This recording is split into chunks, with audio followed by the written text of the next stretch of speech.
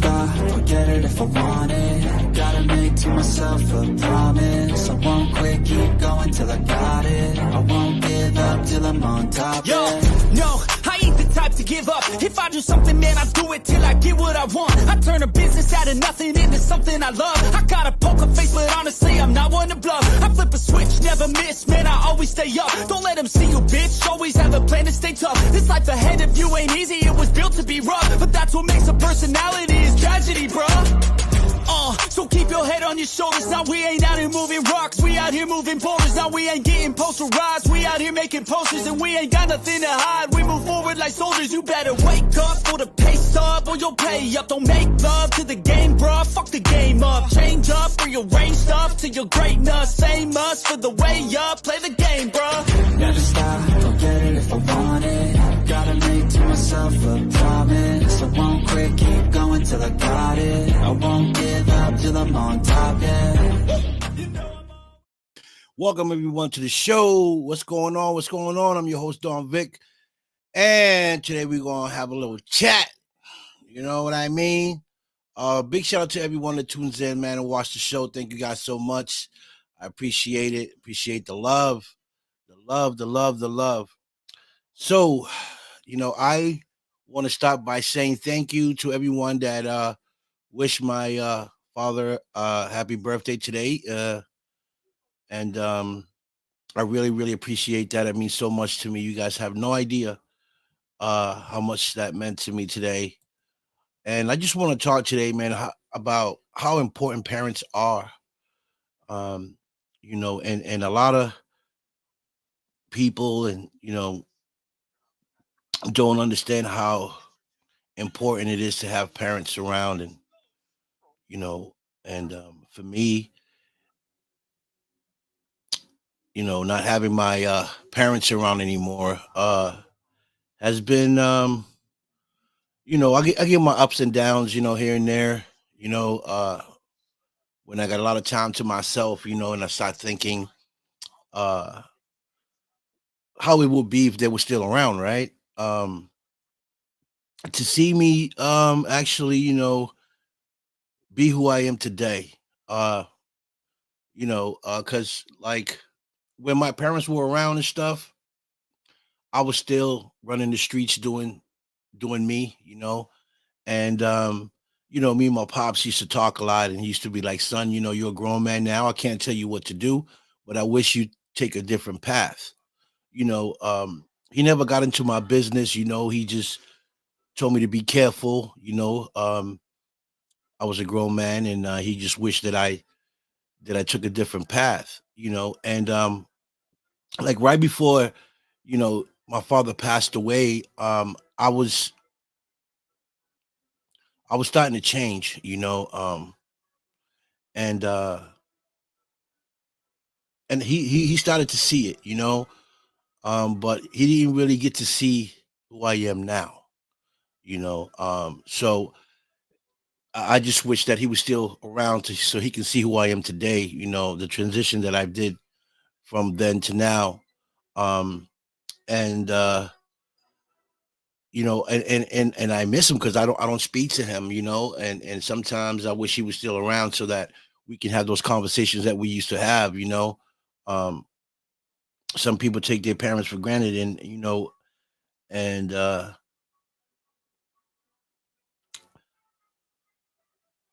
a lot of people don't understand, you know, how important parents are, you know. When they're around, you don't really go check up on them, or you know, give them phone calls that you should give them, you know. But once they pass away, you know, you start to notice, you know, how much you really miss them, how much, you know, they actually mean to you. So, you know, today I just wanted to come here and just thank everybody for wishing my father a happy birthday. That meant a lot, you know. And you know, I just wish he can see who I am today. Um, and seeing everything I have accomplished. Him and my mom. You know, my mom passed away as well. Um, and you know, and they see me in my worst times. You know, And my mom used to tell me too, son, you need to change your ways.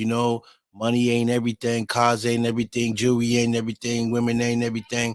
You know, and it used to come into here and out to there because I was doing my thing. You know, um, but now I just wish they were here to see the transition that I have made to becoming who I am today, and make them proud. They always knew that I was special. They always knew I was special, and I was very ambitious, and whatever I wanted, I always went out and got it. No matter how I got it, I got it.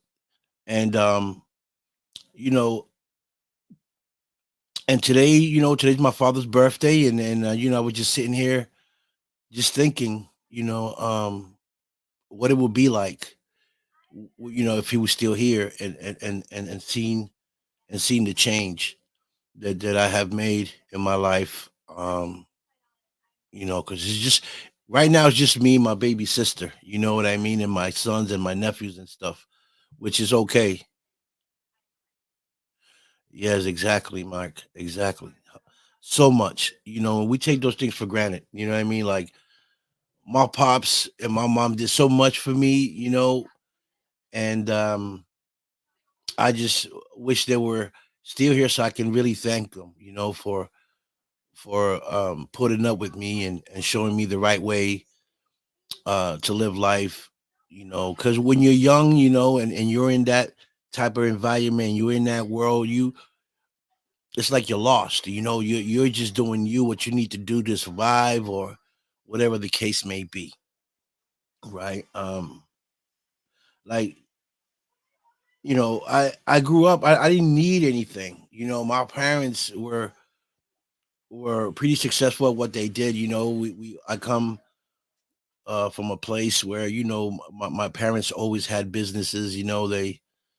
They were doing pretty good. They always took care of my sister and I. I just chose the wrong path. Because that's the people I was hanging around with, and things that they were doing and stuff, and it just took me to the wrong place. Thank you, Mark. I appreciate you, man. And yes, they are definitely the reason for the change, Mark. They really are. And they knew I was a good guy, Mark. They knew I was a good guy. I had a great heart. I was just caught up in the wrong things, you know.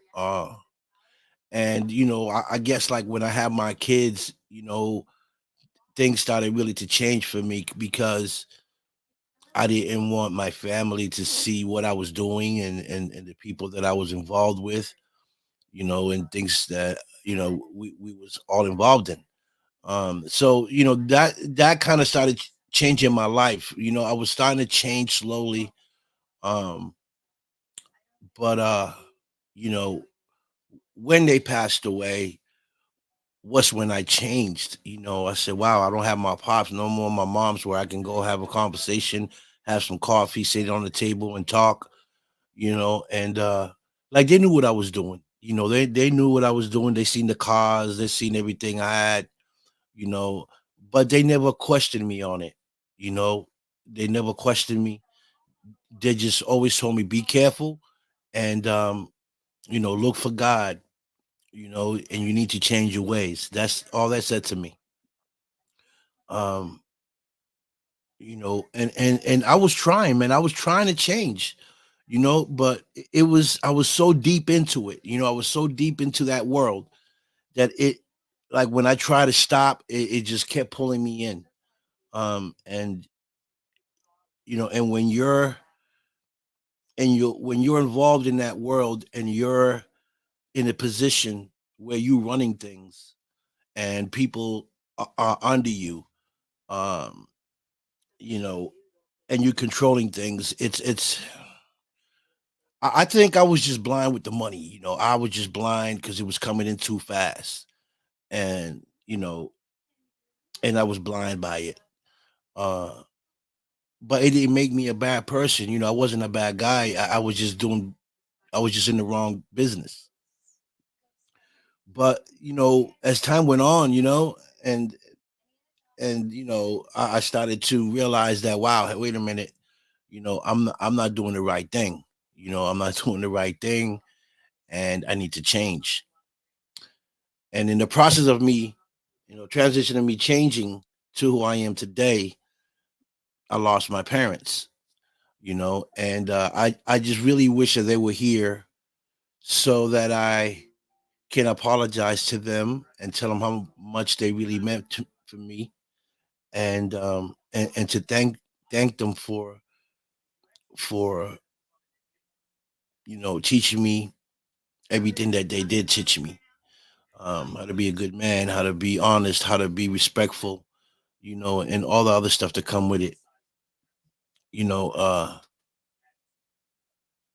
Thank you, Mark. I appreciate you, brother.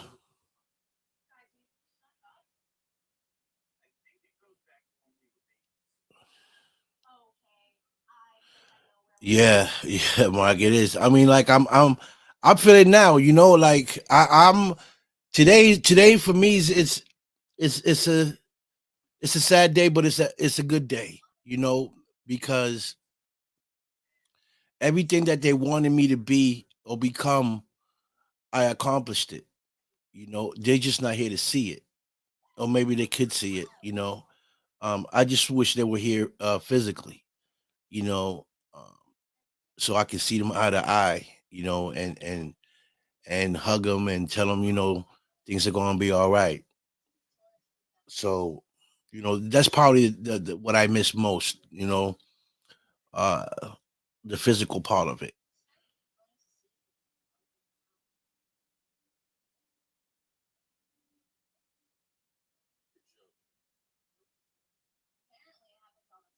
Yeah, yeah, I agree, Mark. I agree.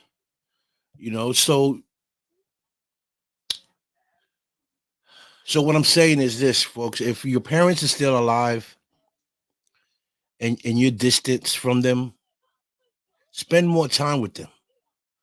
Spend more time with them, and tell them how much you love them and you appreciate them. Um, because once they're gone, they're gone, and there ain't no turning back from that. You know what I mean? And I just wish that I spent more time with them. Because I gave all my time to the streets. And now that you know I now that I transitioned to who I am today, I just wish they were here so they can see all the things that I have accomplished, without the streets, and how far I have gone in my life, doing the right thing. And then if they can see what I'm doing, I mean, if they were here right now seeing what I'm doing, I'm sure they would be very, very proud of me, because I'm giving back to the people and helping people, which I did. Even though I was running the streets back then, I still help people, um, because that's just the heart that I had. I was just involved in bad things, but I helped people, that were in bad positions, and I gave them money and whatever, groceries, and whatever I could do, buy certain people cars. You know what I mean? Like, so I was doing good things. I was just in the wrong place, man. And I just wish my parents were here so that they can see uh, that I'm no longer that guy, and that I've changed, and I got so many amazing people like you guys. I'm involved in positive things. And one thing I used to tell my father, I said, "Pops, one day you're gonna see me on the screen, you know, um, on a music video, or me, making some music, and and he used to say, well, you should, because you're talented, you're talented. You got so many talent. So I just wished he was here today so he can see that I'm in this filming industry and that have accomplished a lot of my dreams. And I know that he would be proud of me. and I can share this with them. So, folks. So if you have your parents alive, man, enjoy them, man. Enjoy them, and tell them you love them every day, because you just don't know when it's time to tap out. You know what I mean? It's it's lonely at times, It's lonely at times, when you can't pick up that phone and say, "Hey, pops, how you doing? Can I come through? We can go have some dinner and then talk a little bit." You know, and my pops was amazing. My mom was too. My mom was the toughest one in the crib. My mom was she was the tough apple. My father was more laid back. You know, uh, easy to talk to. He never argued. I never seen him argue with my mom. Never. My mom was the she she was the one, throwing everything around and screaming and hollering. But I understood her. She came up. She had a rough life too. She had to come from Puerto Rico and bring her sisters here and bring them up. So she never had a childhood. She never had a childhood. She was a grown woman at the age of 12, or something like that. She brought her sisters down here to America, and she had to help, bring them up. So she was a young lady, but also a mom, at a young age. She brought her siblings down, so she never had a childhood. So and my grandmother, my mom's mother, she wasn't easy either. She was a tough cookie. And her and my mom used to bump heads a lot. So my mom ended up with that attitude, which I'm grateful for it, because she made me tough. She made me tough, and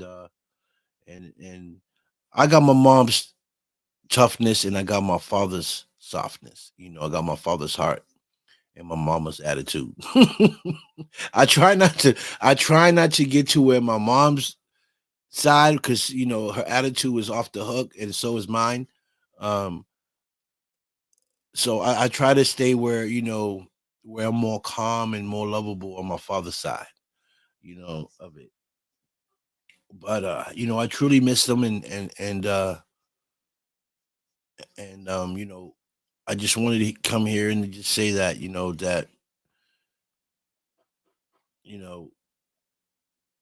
if you have your parents alive, appreciate them.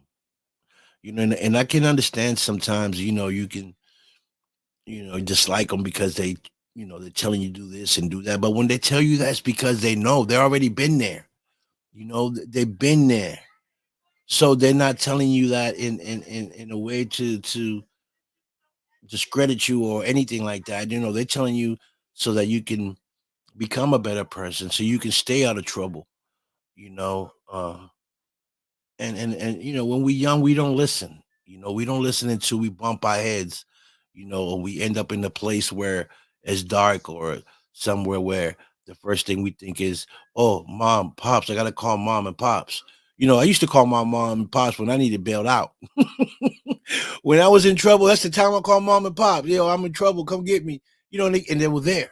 My parents were always there. You know, but I wasn't there when it counted. You know, and that's the part that hurts me the most. Because when I tell you I was running the streets, I was running the streets. You know what I mean? There were days that I'll be on the street, I wouldn't even come home. I'll be gone for a week. I got my parents looking for me. They don't know where I was at. You know what I mean? Didn't know if I was dead or alive. And they knew the life. Like I said, they knew the life I was living, and you know, uh, they knew what I was getting into. They knew, because people talk, and my parents were very known, in our neighborhoods. So they knew, but they never questioned me about it. What they said was, you need to watch yourself, how you move. You know, you're a grown man now, and we don't want to get that call, So I used to be like, all right, I got it, I understand, you know, but I didn't understand. You know what I mean? I was just doing me, and it was crazy. But you know, I truly missed them, man. I truly missed them. Now, and I just wish they were here, man. Like real talk, I just wish they were here. Um, I see sometimes how kids talk to their parents nowadays, and I'll be like, man, you have no idea how valuable and important your parents are, you know. Uh, and you guys need to, for those that don't respect their parents or don't listen to their parents,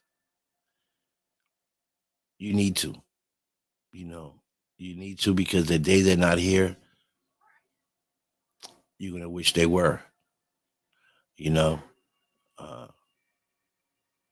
so, again, I just want to thank everybody for wishing, helping me wish my father a happy birthday today. I appreciate you guys. So you have no idea what that means to me, and I learned to get over it. It's been a while. It's been a couple of years now that my father has passed and my mom, and I've learned to live with it, but I don't never forget. You know what I mean? Certain things, that I see some people do remind me of my mom, or certain things that I see on some other individual that moves like my pops remind me, and it brings me back.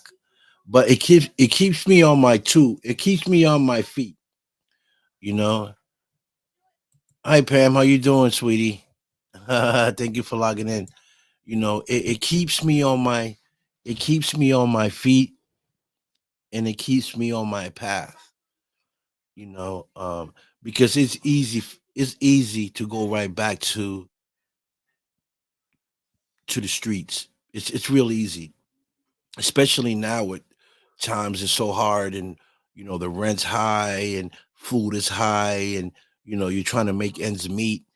And me being from the streets, knowing that you know I, I can make money on the street, it's easy for me to sidetrack, right?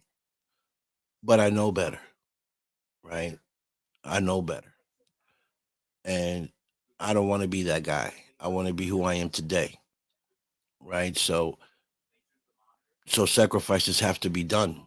You know what I mean? And I'm okay with that. Because I love who I am today. I truly do.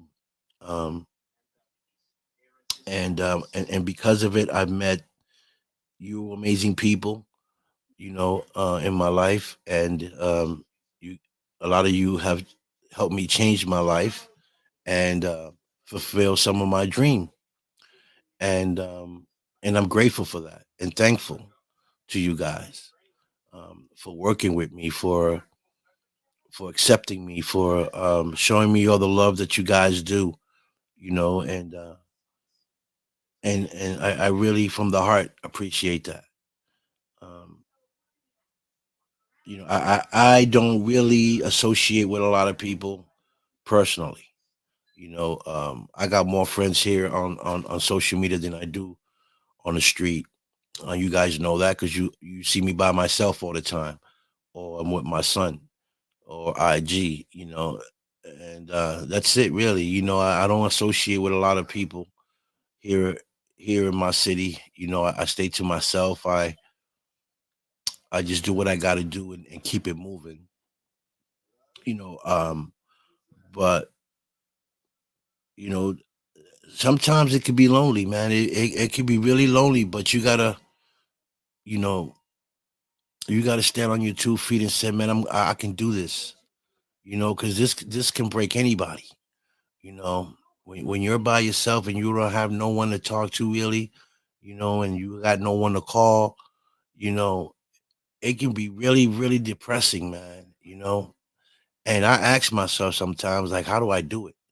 I don't know. It's just something in my soul that just keeps pushing. It just keeps pushing me forward. And and and um and and and it tells me keep it moving. You got this. So I do the best I can. I do the best I can, and I just want my kids to be proud of me. My family, my baby sister, my nieces and stuff. I want them to see the change that I have done, and they've seen it. They see it, and they don't really talk about it. But they see it because I went to see my sister the other day. Yesterday was it, and I was with my niece. My niece came out. She's the only niece I got, and she came out and she said she was proud of me. And that really touched me. Because my niece, she seen all she saw was the other side of me. She when she was coming up, all she saw was the other me. You know, sh and now she sees this me, and she said she was proud of me. That meant a lot. And a lot of my family are talking to me now. Uh, you know, um, they wasn't talking to me then because of who I was and what I was involved in. You know, and I get it. Nobody wants to be around. You know, gangsters and drug dealers and whatever you may call it. I get it. Um, and the fear that comes with that to the family, because I just wasn't no regular. I wasn't like no street corner thug or street corner seller. Like I was high. You know, so the game changes. When you're in that position, it's more dangerous. You know, and there's more rules and stuff that you got to go by, and I used to travel a lot for meetings and stuff like that with some bosses. So my parents knew that, and my sister, so they kind of like detached themselves from me. Now I understood that. I didn't want to bring my family around that lifestyle because it was my life. And I didn't want to put nobody's life in jeopardy because of what I was doing. You know, uh, so this change that I've done was the best thing in my life. You know what I mean? Jose, thank you, Jose. I appreciate you. See, Jose Rosario is a good friend of mine, and he was around the time where I was that other guy, and he's seen some of some of the things that I probably was doing, or probably heard some of the things that I used to do. But Jose's a great guy.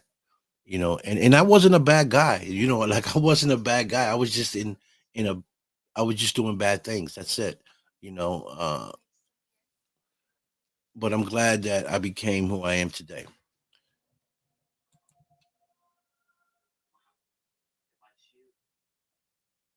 Yeah, Pam. I was always like that, Pam. I was always out to help people.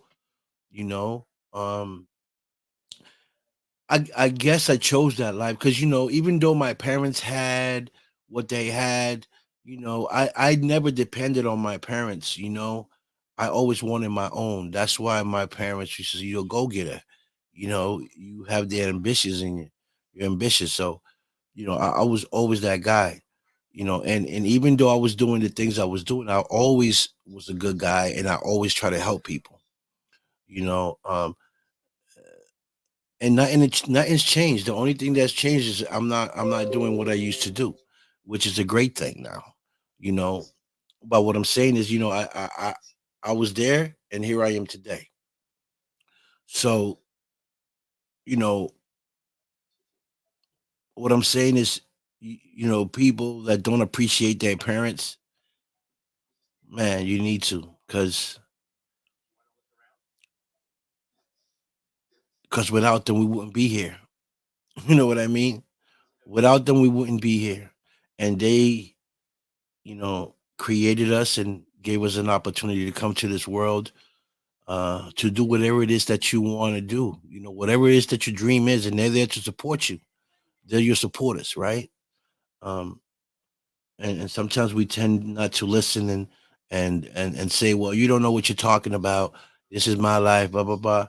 You never been through this. Well, yeah, if they're telling you, they're giving you advice, it's because either they went through it already two, three, four, five, six times, or they know someone that's been through it. Parents ain't gonna just tell you things just to tell you things.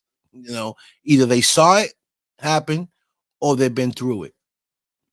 you know um so don't be so close-minded. um and listen more. Listen, because I wasn't a great listener. It was either my way or no way. um and so, I had to lose my parents to kind of understand what they wanted me to do, and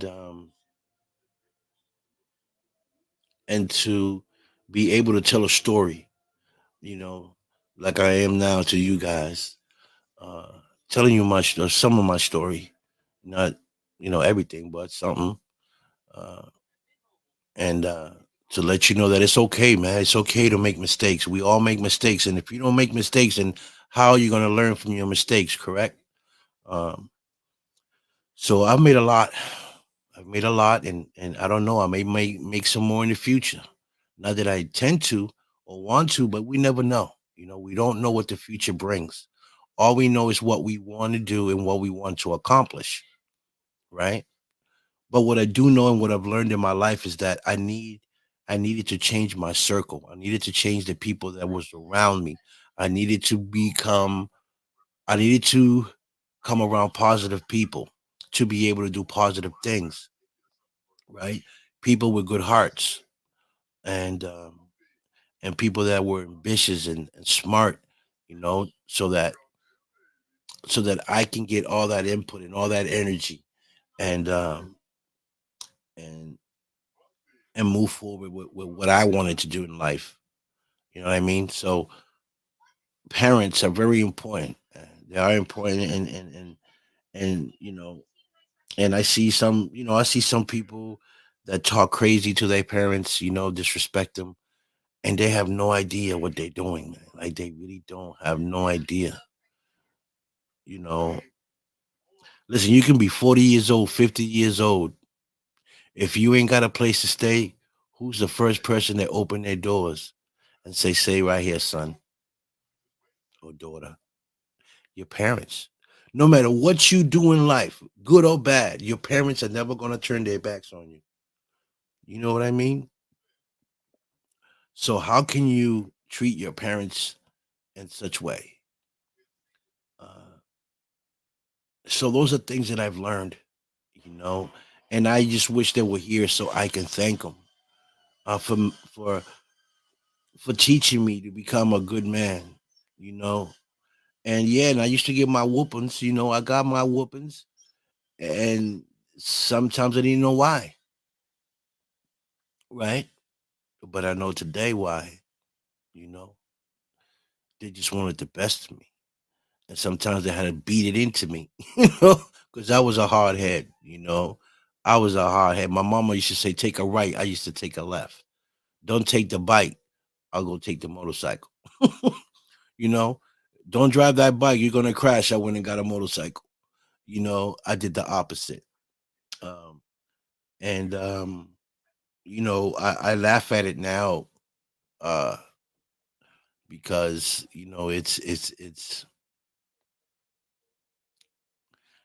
can see my mom, pulling her hair. This kid doesn't never listen. She's talking to my father. I don't know what I'm gonna do with this boy. This boy never listens. I'm tired of going to school with his fights. I'm trying to do this. I'm tired of leaving work and trying to find him. He ain't been home for a week. You know, uh, he don't pick up. I don't know where he's at. like I put my parents through a lot of stuff, man. I really did. And this is a true story. My sister can tell you about it, and those that know me really close can tell you about it. Uh, I was a tough cookie, but I'm really grateful and thankful for what they taught me. Um, and again, I wish they were still here, so they can see what I've become and what I'm doing. Um, and I used to talk to my father all the time and say, "Pops, man, someday I'm gonna be a star, or close to it, or but you're gonna see me in on TV one day, and I wish I was here. I mean, I wish he was here to see it,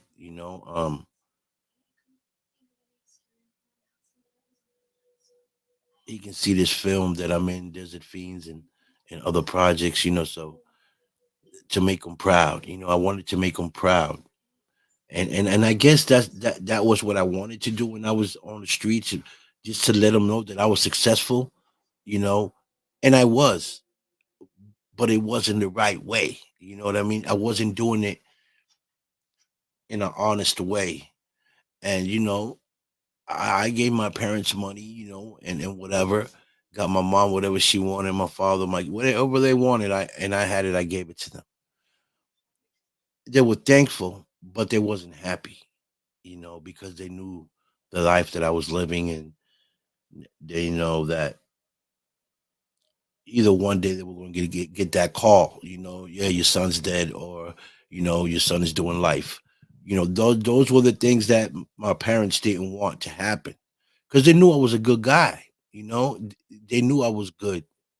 I just chose the wrong path, and I wanted to get out, but I couldn't. I just couldn't get out.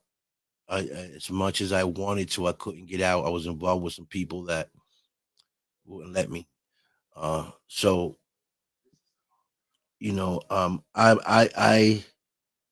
I am very thankful for everything they've done for me, and and for being there, and for teaching me how to be a good man. You know, and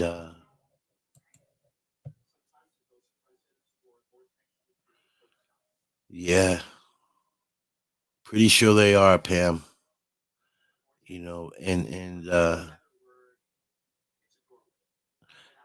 And they know, but they probably are, watching, Pam. But to me, it's not the same, with them being here, where I can hold my mom and hold my pops and tell them I love them, and and tell them that I'm sorry, um, for causing them so much pain and the headaches, um, but someday I will, when we meet again, on that other side, I can ask them for forgiveness,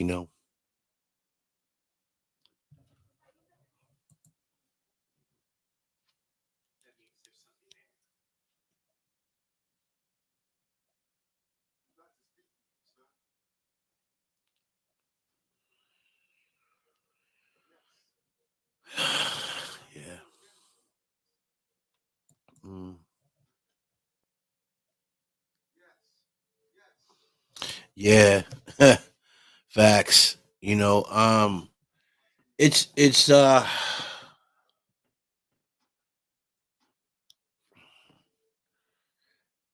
a touchy subject for me, because today's my father's birthday again, and it just gave me some flashbacks,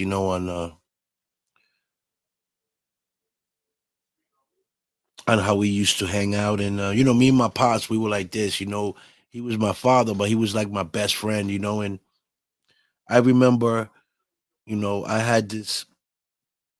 had three cars at one point, well, several points, but when I first got my third car, and I had like it was like a Honda. It was a Honda del Sol. It was like a 2000. It was like a 2000. I don't even remember what year it was. Probably 2001 too. And it was a two-door car, convertible, lime green, and I hooked it up real nice. I had rims on it. It was very, very beautiful car. And my father didn't have a car at that time, and the day I bought it, I pulled up to the house, and he was on the porch sitting down, and he's looking like he's looking. He didn't know it was me because I had my Mercedes parked in the front, and then I had my Cadillac truck in the back, and I pulled up in that little Honda. Very nice car because I used to like sports cars, and it was a very fast car. And I pulled up, and he looking, and he says, and I get out the car, and he says, "Son, don't tell me you bought that another car." I go, "Yeah, pop. It's another car." He goes, "That's a very nice car. You know, I like that." And he never said he liked none of my cars. Okay, he never said he didn't like the Cadillac. He didn't like the Mercedes. He was like, "It's okay, it's all right." But when I pulled up with that little sports car, he loved it. And he used to hang with my little nephew a lot. My little nephew was going crazy. He was like, "Oh, Theo, Uncle, man, that's a very nice car, man." Blah, blah. And and I parked it. I went in the house and I spoke to him for a little bit. I left it there. I said, "Pops, I'm gonna leave the car here. I'm gonna go grab the other car, I gotta go do some things." He said, "Be careful." That's all he said to me was, "Be careful." He knew. And I got in my car, and I left the car there. And then when I left, you know, I'm looking through the rearview mirror of my car, and I see him and my nephew walking towards the car. And that right there, it touched me, because, you know, my father didn't have a car. He drove, but he didn't have a car. I got three damn cars. Okay. So, and because my father was old, I didn't want him to drive my Mercedes or my Cadillac because they were new cars. I didn't want him to, crash them or anything because I spent a lot of money, and they were hooked up. They had rims and all types of stuff on it. But when I saw that through my rearview mirror, that broke my heart. So I drove. I did what I had to do. I did what I had to do, and I was going home. Right, I was going home, and I said, "You know what? I'm going to give that car to my father." I said I'm going to give it to him, and I'm not even going to tell him. So the next day, he's sitting in the porch drinking his coffee like always. See, those are the things that I miss. And he always used to sit there because I always went there, either through the morning or the afternoon. I always went to my father's house. I didn't care if it was breezy outside, snowing. I always went to check on my pops, and he sat there just to see if I pulled up, right? And so he's sitting there, and I'm pulling up in my other car, and then the Honda is sitting across the street. So he's like kind of like sitting there, but he's drinking his coffee and looking at the car.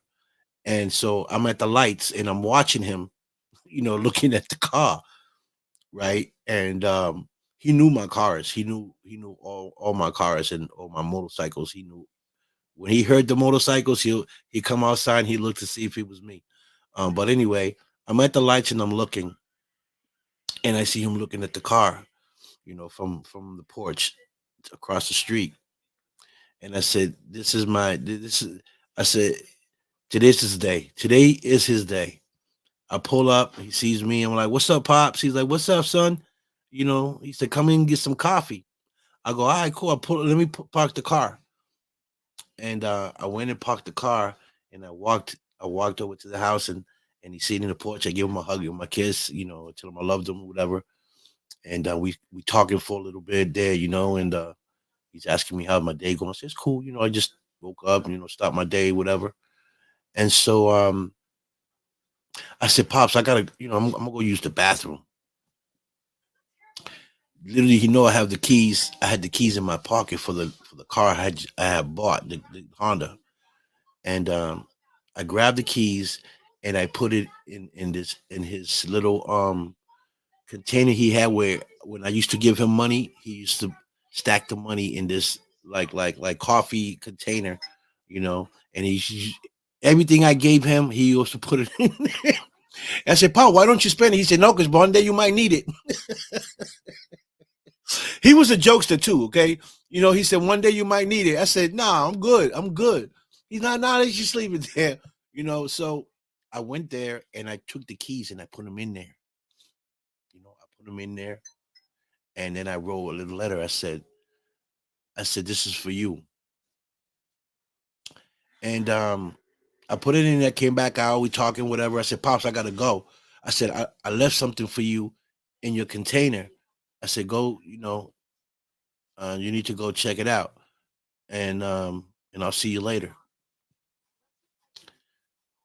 So we talking, I leave, boom, get in my other car, and I leave. He calls me back like 10 minutes later. He called me 10 minutes later. Let me tell you, I never seen my father so happy in my life like he was that day.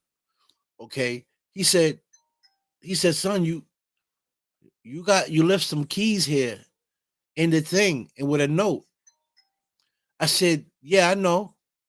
He goes, it says, congratulations, this is yours. What are you talking about? I said, yeah, the car. He said, what car? I said, the Honda. That's your car. He goes, really? I go, yeah, I bought it for you. And boy, that boy, man, that man, uh, that man almost blew the top off, and that made me so happy, right? Even though I was doing things that I shouldn't do, but I was doing good things with it. I was doing good things with it. And to see him he grabbed my nephew. My nephew must have been like 10 at the time, you know, and he's like, look, your uncle gave me the car. I can hear my nephew in the back. For real? My nephew's like, let's go for a ride. And I'm on the phone, and my tears started falling because I'm like, damn, I did something good, and he said, my father said, don't come back no time soon because I'm not gonna be here, right? And so I said, okay, go ahead, do what you gotta do. So I'm driving through the neighborhood, right? Wow, I'm driving through the neighborhood, doing my rounds, whatever, and I'm at the lights, right? I'm at the lights. All of a sudden, I see the hunter fly right by me. Wham!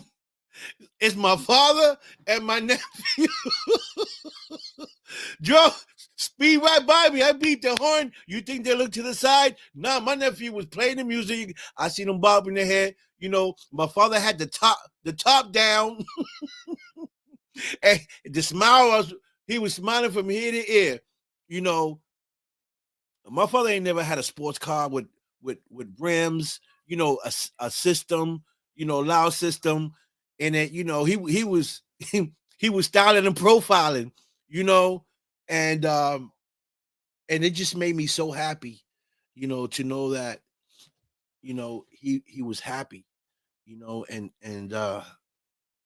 I made that happen.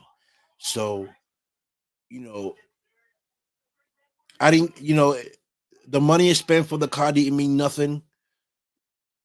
What I put in the car didn't mean nothing. What meant to me was to see him happy, and that meant more to me than anything. Plus, that's nothing compared to what they've done for me. Was bring me to this world and made me a good man, and a good father, to my kids and stuff, and I just remember those days, man, and after that, I used to let him drive my other cars too. I used to be like, here, that's. I used to take it. I gave him the car, but I used to switch cars. That's why I had so many cars, because I was in, doing my thing in the streets, and I always had to change cars.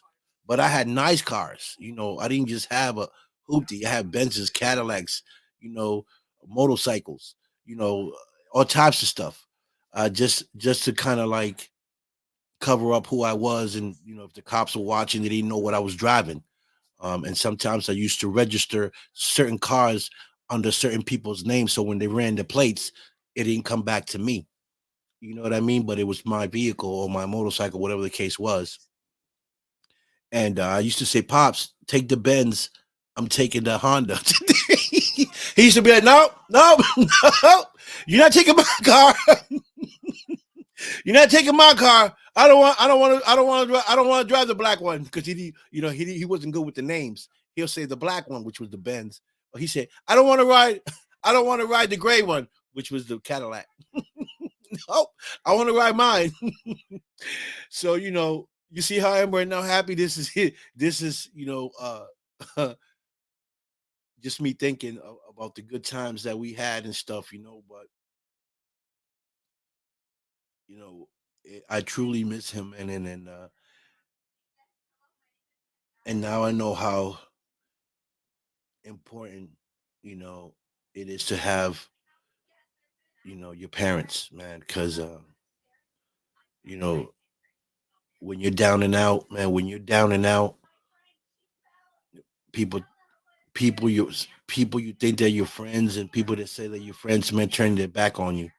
You know how many people I've helped when I was in the street that were doing really bad, and I put them in a position where they were doing good. I didn't even get a thank you. I didn't get, you know, some would say, "Oh, I'm gonna pay you back." I never got nothing back. Not that I needed it, because I was in a good place financially at the time. I didn't need it, but I helped a lot of people. And what I've learned with that was that a lot of them were my friends because of who I was, and the position that I was holding at that time, you know. Because when I stopped and I fell off, those people weren't even there for me, you know. They don't even remember the things that I did for them, you know, or for their parents. I have friends that their parents weren't too good, and I say, here's 5,000, or here's 10,000, you know, take care of your family. I didn't get that back. I didn't get a thank you. Some felt like they deserved it. Why? Like I was supposed to do that. You know what I mean? And those were ungrateful people. But I learned to deal with it. I learned to deal with it, and I learned from it.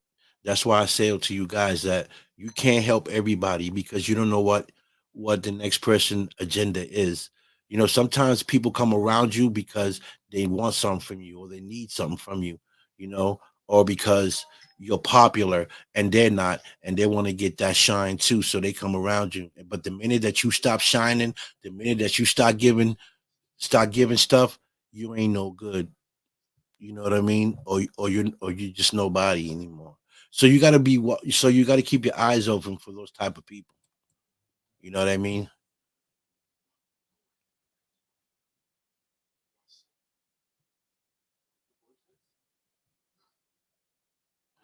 Yeah, I do it now, Nancy. I do it now. And I'm 54.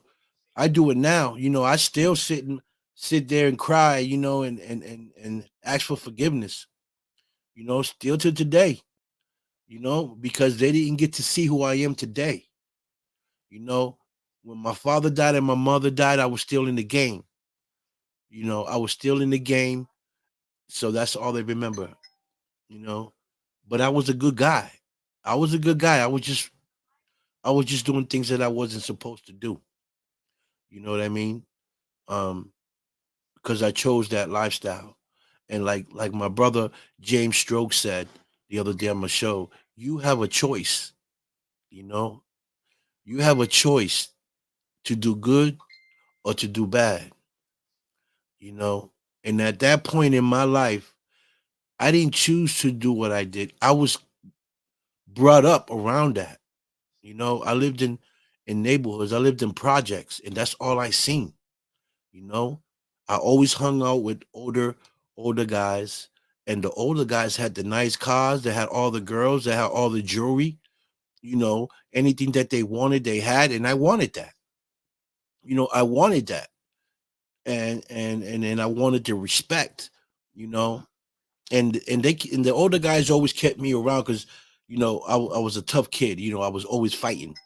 And I remember they used to be like, oh, when other younger kids disrespect the OGs, they used to be like, oh, okay, hold on a second, I got something for you. They'll call me, hey Vic, I got a problem. I used to be like, I'm gonna go there. This what's up. This kid over here, I said I'm gonna go there and handle that. I used to go there and we going at it, bing, bing, bing, bing. So the OGs loved me because I was, and I was like this, man. I was a skinny kid, but I had heart and I was good with my hands, So they would sit there and bet. Who you on? Who you going? Who you on? So we sitting there and we brawling, boom, boom, boom, boom. At the time for me it was fun because I was making money. I was making money with the OGs on the bet, on the fights. If I win or lost, you know what I'm saying? And when I saw that, I said, man, I just easy money.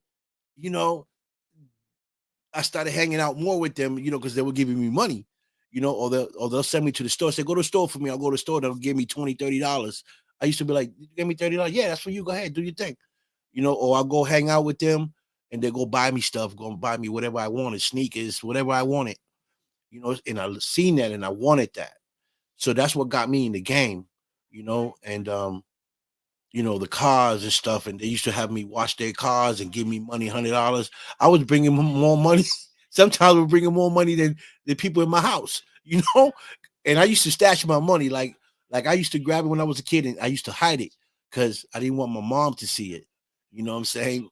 I didn't want my mom to see it, man. And I had stacks of money in my house. You know what I'm saying? So I had to spend it. I wasn't buying anything, right? What I did was I grabbed my money and I used to hang with my friends. I used to buy my friends stuff with the money that I was getting because I couldn't bring anything home because my mom would question me because she was already hearing that I was hanging out with the older guys, So I was afraid, to get a beating. So I would spend my money on the other guys.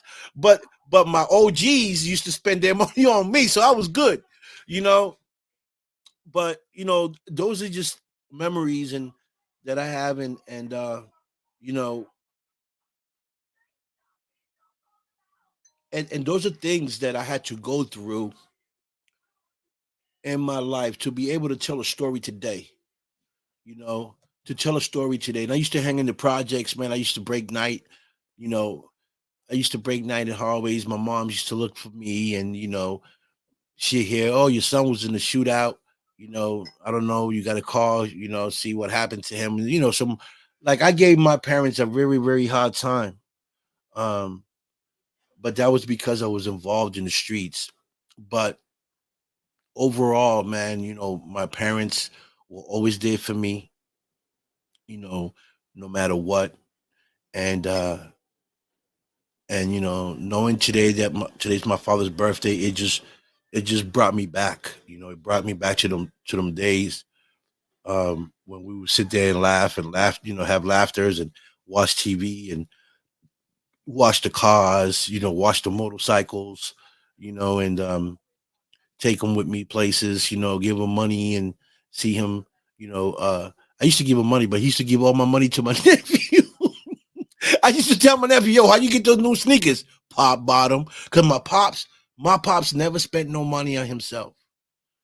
My father was a giver, that's where I got that from. That's why I help people and give. I got that from my father was a giver. He didn't care what he had on, but I always kept my father fly. I always bought him good sneakers and jeans. And, he started looking like me. At 60 something years old, my father was dressed like stylish. He had the hoodies on. I bought him. He used to love. The only thing me and my father used to argue about was that he was a Yankees fan. And I hated the Yankees. I always had my Boston hat on, and he had the Yankees. And we used to go at it when the baseball used to start. He used to call me, come through the game start. I said, no, I'm not going over there to argue with you.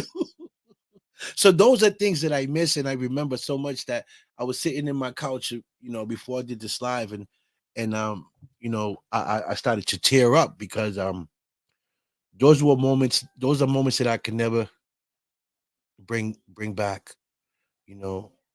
And so, this is why I made this live to let you guys know how precious parents are, man. And a lot of us need to learn how to appreciate them when they're alive, because once they're gone, they're gone. You know what I mean? Mm. And ain't no coming back from that. Oh, you remember it, Jose, right?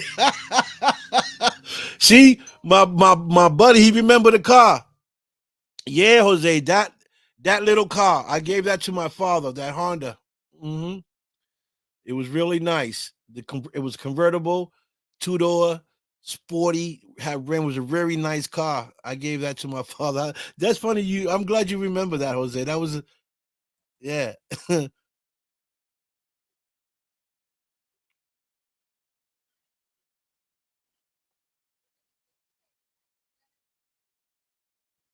Yeah, Nancy, 100%. And there's nothing in the world. There's nothing in the world that can replace anything for me but to see my parents happy. And I guess that I chose that life because I seen how hard my parents were working to give to me and my sister, and I was trying to find a way to make it easier on them. So I chose the street because I knew the money was fast, and I seen the money through the older guys that I was hanging with. Like, I'm talking about table full of money, thousands, hundreds, and thousands of dollars on the table. These guys are counting money. I'm sitting there with them, because I used to be their runner. Hey, go to the store, go give me some baggies, or go give me this, go give me that, while they counting two, 300, $400,000 cash on a table. A couple of them, and I'm a little kid, like, they sending me, they giving me money, and so I was. For every time they sent me to the store to go do something, they gave me like $100 or $50. So just by me running errands, I was coming home with stacks like this. So I was okay with it. I was like, okay, you know, and so what I wanted to do, I guess, was to help my parents, and I just didn't know how to because I couldn't show them my mom, my pops that I was making that type of money, you know. But they did well for themselves, they did well. My father had a few stores, you know what I'm saying? I used to help out at the stores just to kind of spend my own money that I was getting from the street. I had to work with my father. He paid me every week. So the money that I was spending, he thought that it was the money he was giving me, but it was the money that I was making, um, from the runs I was doing. Um, and so that's how I kind of like kept it quiet. And I started buying my nice clothes and my good sneakers, and my little jewelry here and there, which with that street money that these guys were giving me for doing runs. And then I got into the game. I got into the game because they were there. They were the ones controlling the city, and I was their underdog until I started growing up, and then I was one of them. I became another boss. So you know, I guess I did that because I just didn't want my parents to struggle and stuff like that, and I wanted to give them more. And by me trying to do that, I got caught up in the game. You know, I got caught up where I didn't know how to get out. I couldn't get out. Um, and you know, and what I didn't want my parents to know, they ended up knowing. That I was into something. People started talking, and I just couldn't hide the money anymore because it was coming in too fast and so much of it. And I said, whatever. Whatever's gonna come is gonna come. I can't hide it no more. You know what I mean? I just can't hide it no more. So You know, the first the first 100,000 that I had made um, in the street, that's when I started buying everything, the cars, motorcycles, everything, and that's when they really, really knew that I was in it heavy, and and at that point, I just didn't care. I was a man now, so it was my choice. But they wasn't happy about it. They didn't allow it. That's why I had to go on my own. I had to get my own place and to do my own thing because they wouldn't allow it at the house, and I understood that. you know. But I try to give them everything that I wanted them to have, you know, and I did. I did the best I could, you know. But out of everything I'm saying right now, you know, the most important thing is that I miss them, and I wish they were here, and I'm glad that they made me go through what they made me go through, especially my mom, because my mom was really hard on me, you know. I didn't come from a place where your mom said I loved you. My mom was hardcore. That word love I didn't really hear in my household at all. But I knew they loved me. They just showed it my mom showed it in a different way. You know, uh, but I understand it now. And I understand it. But I knew they both loved me. I don't think they grew up with that word love either with their parents. I don't think my grandmother used to tell my mom I love you or whatever the case may be. But because my mom never said that, I never heard my mom said I love you to me or my little sister. So but I knew she did. And I knew that I wanted to be different. I wanted to use the word love to tell my kids I love you and to show them, not just tell them. You know what I mean?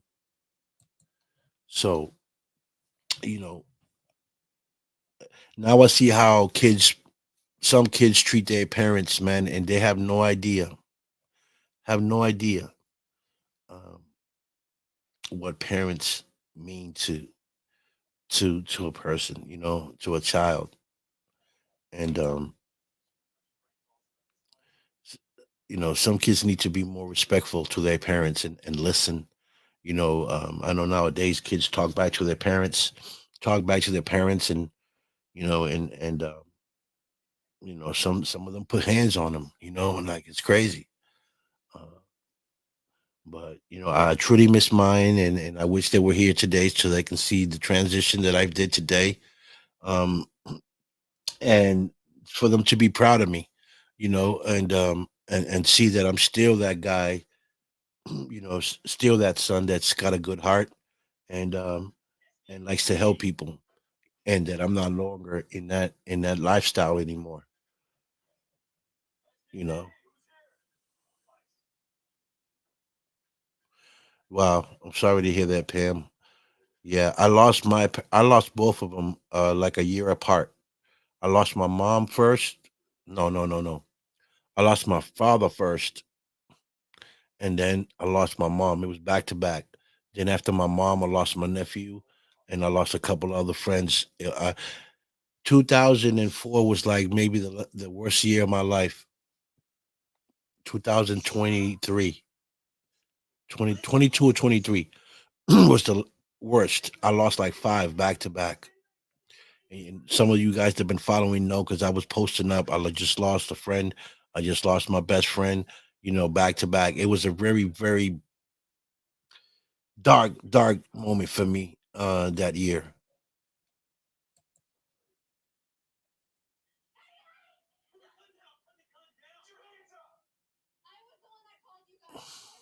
I do, Pam. That's that's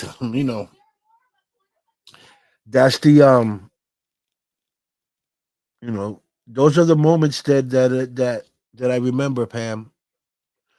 Those are the moments that I remember. and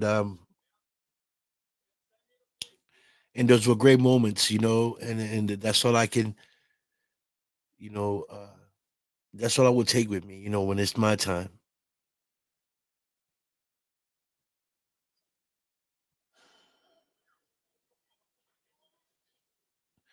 Yeah, yeah, Jose.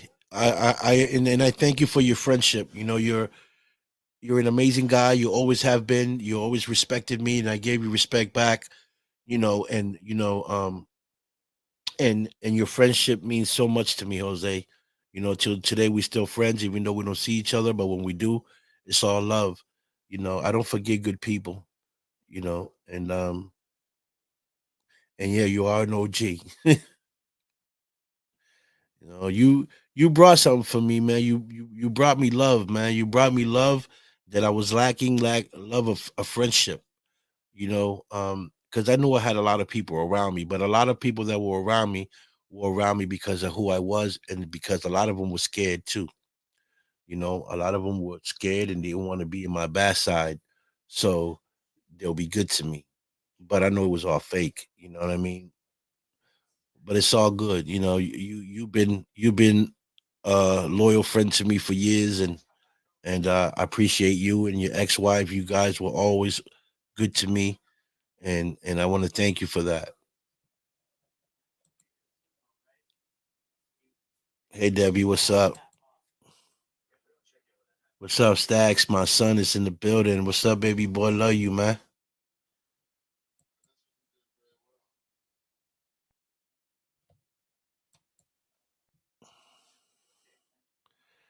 Yeah, you know, um, it is sad, Debbie. It's my cousin Joseph Aker. See, my cousin Joseph, some of you guys know him, some of you guys don't, but like when I was a kid, I grew up like how sometimes you grow up with certain family members and stuff. Joseph was one of those individuals in my family. Like we're really close, when we was kids.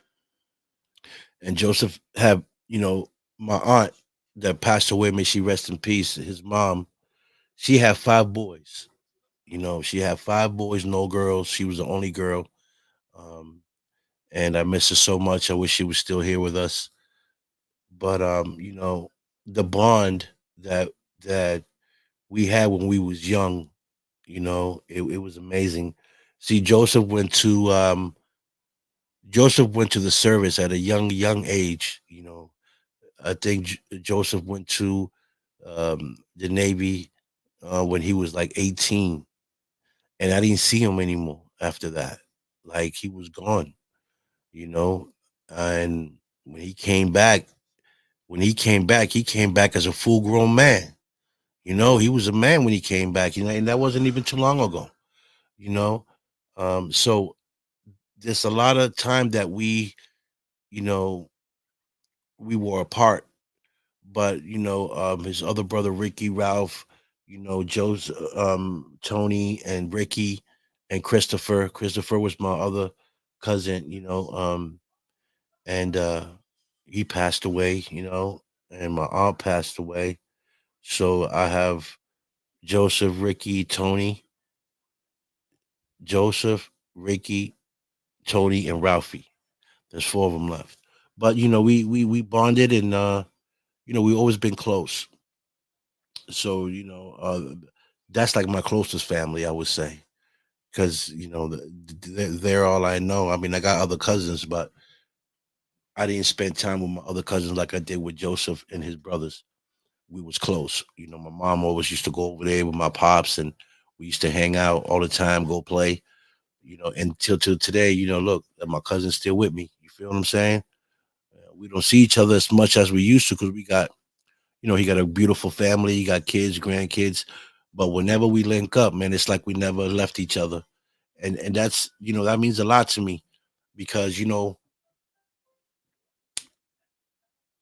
don't have a wife. I don't have a wife and my kids are all grown. The only one I hang with is with Stacks. You guys see me with him all the time. My other kids got their own life going. Some are doing other things, and but he's the closest to me. Stacks is the closest to me out of all my kids, and my other son Giovanni. Um, but I appreciate that. I appreciate the love and my parents taught me how to become a good father. And I tried my best. Listen, I wish I could have been a better father, right? Because like I said, I wasn't always there for my kids, and I'm not going to sit here and sugarcoat anything because, I'm not perfect, but I'm not going to sit here and lie and say, yeah, I was great with my kids because I wasn't. Uh, there were times when I wasn't there for them when they needed me most because I was lost. I was lost. If I wasn't lost, I was in prison. So a lot of my time I spent in prison, and I lost a lot of my time with my kids as kids because I was behind bars. And but from what I learned from my parents was to always, you know, um, no matter what happened in my life, to walk with my head up. Walk with your head up. And always try to correct your mistakes. And always try to help those that they need, um, regardless of what. Right? They taught me not to hate. You know, love my enemies more than anybody else because sometimes your enemy have no idea what they're doing, or the pain that they're causing, because sometimes they're in pain as well, and the only way to show it, the only way for them to feel better is to react. So you know, they taught me to learn how to forgive, because that was very hard for me. When I'm the type of guy that, then that if you cross me, depending on what you did, and I said I wasn't ever gonna talk to you, that's exactly what I would do. I don't care who they were. I'd say I'm cutting you off, cut you off. So my father, used to say you gotta learn how to forgive, how to forgive and don't keep that hate in your heart because all you're gonna stress from that. That's gonna get you sick. And he was right, man. He was right. Man, I used to dislike so many people for so many things, especially when I was doing my thing. I would give people certain things that they asked for and say, I'll give it back to you. And the people disappeared, never give it back to me. And I never went back to ask for it, right? Because I'm not the one that needed it. You needed it. You know what I'm saying? And you asked me and I gave it to you. You said you're gonna give it back, and I was expecting it to come back. You didn't give it back. That's fine. I'm not gonna die over it. You know what I'm saying? But I know better now. So those people like that, I cut off and I never spoke to them again until this day. But I forgive them, you know, because what I gotta understand is I don't know what their position was at the time that they asked me for what they asked me for.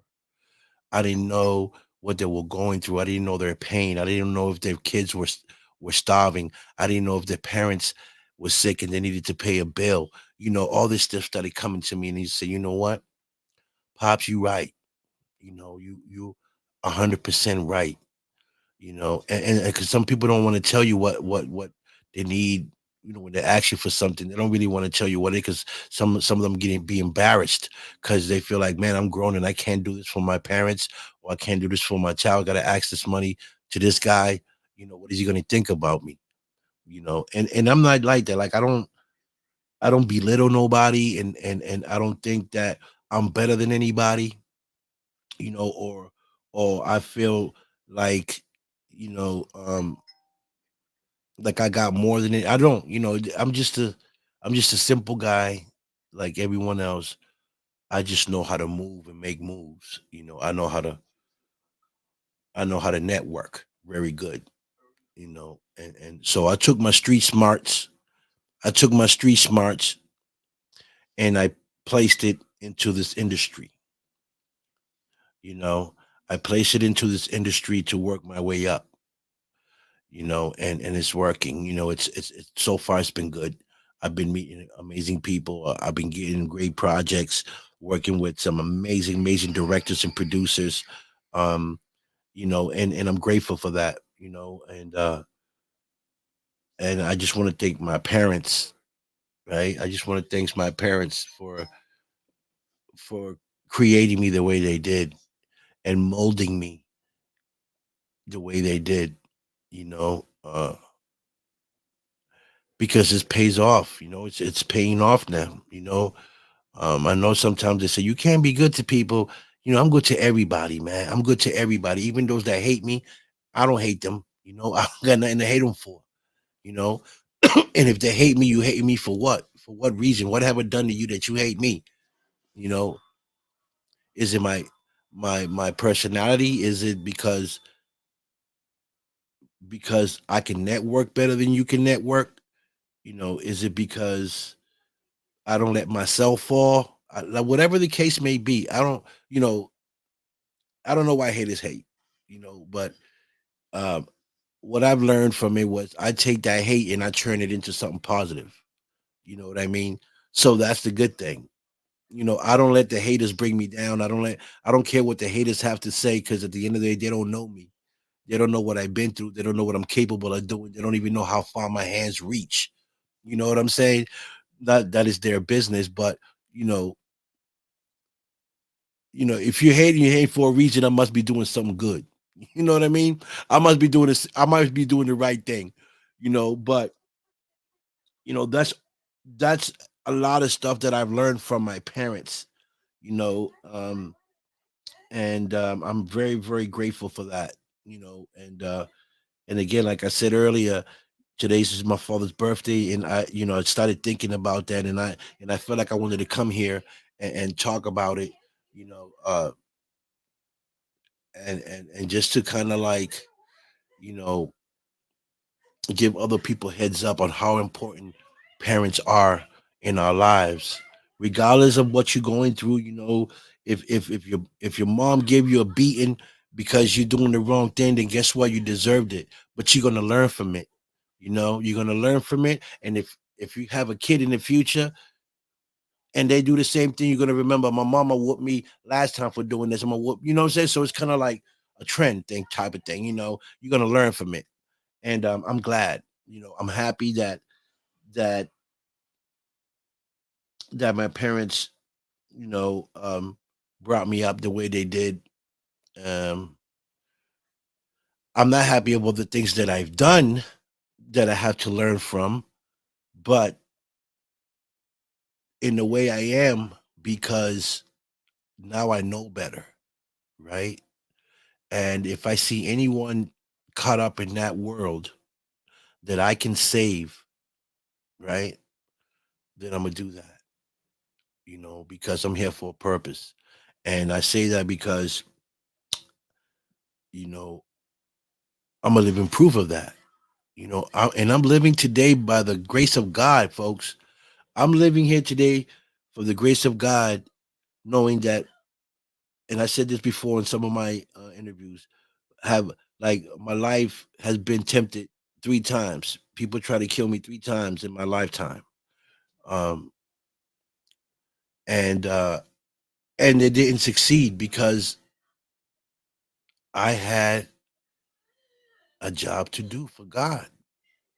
You know, God didn't let me die because I needed to be here where I am today, right here, talking to you guys.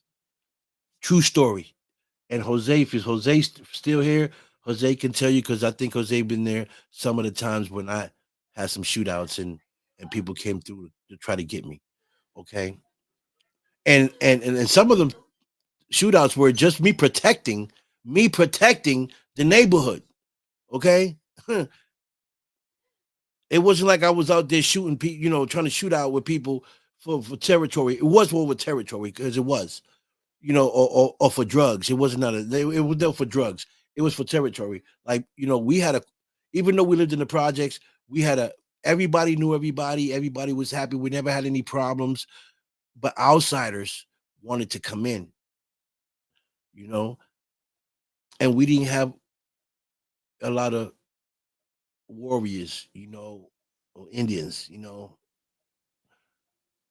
so I had to stand up to protect the neighborhood from these outsiders.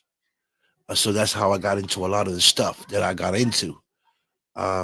It was over protecting the neighborhood. Um,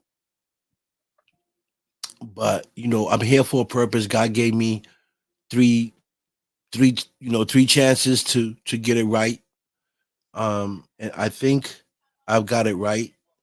I, um,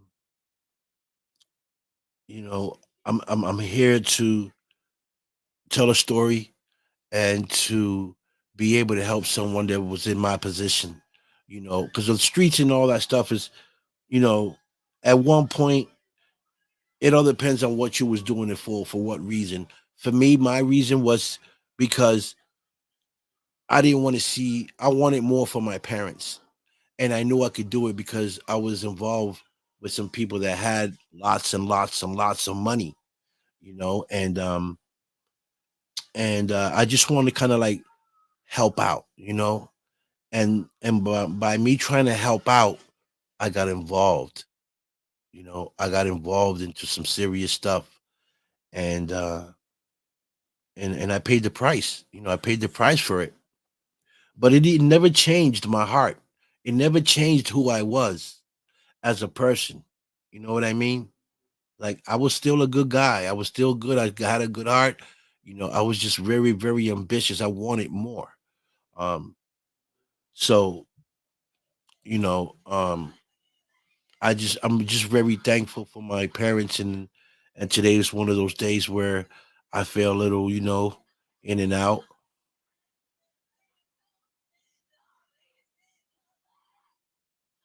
My daughter and step father and my stepfather last week, since I know. Yeah, well, I'm sorry to hear that, Debbie. I'm sorry to hear that. I know how painful that can be. I've been there. Uh, so, my condolences to you, you know, and, these are good subjects to talk about because sometimes people need to release some stress, man, and this is why I want to have this conversation today with you guys because I don't know which one of you guys is going through something right now that want to express something or release something here on my live, and that's okay. We're not gonna think of anyone here uh less than what it is because of how you feel. You know, this is what the show is about. This show is about love and it's about sharing with people. It's about bringing people here for their talent. This is the show that you can do that, and and ain't nobody gonna judge you for what you have to say, what you feel, and anything like that. You know what I mean? What's up, Nando? What's going on, my brother, man? Love you, man. All right, all right, all right. Big shout out to the UK. Facts. That's good. That's good for you, man, David. That's awesome.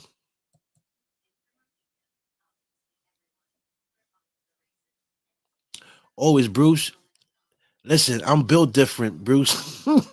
Bruce, I'm built different. I got tough skin, and that's because of the stuff I've been through in life, and I get it. A lot of us got a story to tell, right, Bruce? A lot of us got a story to tell, and a lot of us were brought up different, right? Some worse than others, some tougher than others. That's understandable. And each and one of us have a different story. You got a story, Bruce. You got a story that you might want to tell. You might not want to tell. You know what I mean? But this is the place where you can come and tell your story because you never know who's going through what, and your story can help someone. You know what I mean? That's why I'm telling you my story. Because somebody might, lost some parents like I did. Debbie lost some parents. You know what I mean? She's feeling. I don't know how she's feeling, but I know she's feeling sad, but at least we can talk about it. And maybe after this conversation, she can feel a little better. And if I can make you feel a little better, then I've done my job. I've done what God want me to do. This is why God gave me this platform. You know, like I said earlier, I don't know if he was here, Bruce, but I shouldn't even be here. I shouldn't be here 3 lives, you know, like really. And I don't know. Let's see. I don't want to put my foot up, but I got bullet fragments here. You know, people shooting at me and ricocheting off the wall and scraping my skin and leaving scars on my knees and my legs. But those are scars of memories, of things that I know that reminds me of what not to do anymore, what not to go back to. Um, it's a story for me to tell. Um, I wouldn't say I'm lucky to be here because I'm not lucky. This is something God wanted to happen. This is God's will for me to be here. Um, and that is because He wanted me to talk to you guys and tell my story, and for you guys to tell your story. And this is the platform to do that. Um, Again, we're not perfect, but we all got a story, and I'm just thankful that my parents brought me up the best they could, because I wasn't an easy cookie. Like I said earlier, I wasn't an easy kid, man. And Joseph, I don't, my cousin, I know he heard some of the stories, about me, um, but I wasn't easy, and I put myself in a position where I had my family in danger, like really, like I remember one of my workers at the time saying that they were trying to kidnap my kids and my girl at the time for ransom, um because people wanted money from me. People, I was making so much money that you know I was a one-man operator, right? It was just me and then my workers. Like I didn't have a group. It wasn't like five of us running this operation. I was the only one running the operation. Me. I was the only boss. Everybody was under me. And when I've heard that, then I said, okay, things are getting really serious. And I understood why some of my family's the members didn't want to be around me or know about me. But you know, I had to make a choice. You know, either my family or the streets. I chose my family. Uh, because money I can make anywhere. Money comes and goes, but family, no. I refuse to. I refuse to put my family through anything. Uh, that had to do with what I had to do. You know what I mean? So I chose to. I chose to live a different life, and thanks to my parents, uh, that's what I did. You know what I mean? What's up, Sean? John 3:16. I don't know what John 3:16 is, cause you know me. I don't. I'm not good with the Bible, brother. My Bible's in here, cause you know my my Bible is in there. You feel me? Yeah. I mean, I have no other choice. I mean, I was brought up like that, Bruce. I've always had a good heart. I think what made my heart cold was the streets. I have to be tough, to hold that position that I was holding at the time. You can't be no punk, and when you need say you was going to do something, you needed and it had to be done, or the other ones would have thought you was a weak link and then try you. And so, that's how that thing came. That people were trying to test me, by saying they wanted to take my family members and for ransom, and I had to put the word on the street. You touch my family, and you pay the consequences. and that never happened. They got the message, you know. So I was lucky for that, you know. So that's when at that point, Bruce, at that point, I knew I had to pull out. I had to let them take the streets over, right? And I had to step back. I moved out of town. I moved out. I bought a house out in another state. I bought a grocery store. I took all my properties, my cars, everything, everything over there, and I left. I gave them that territory because when I was out there, was nobody making no money but me. If you didn't have the product that I had, then you wasn't making no money.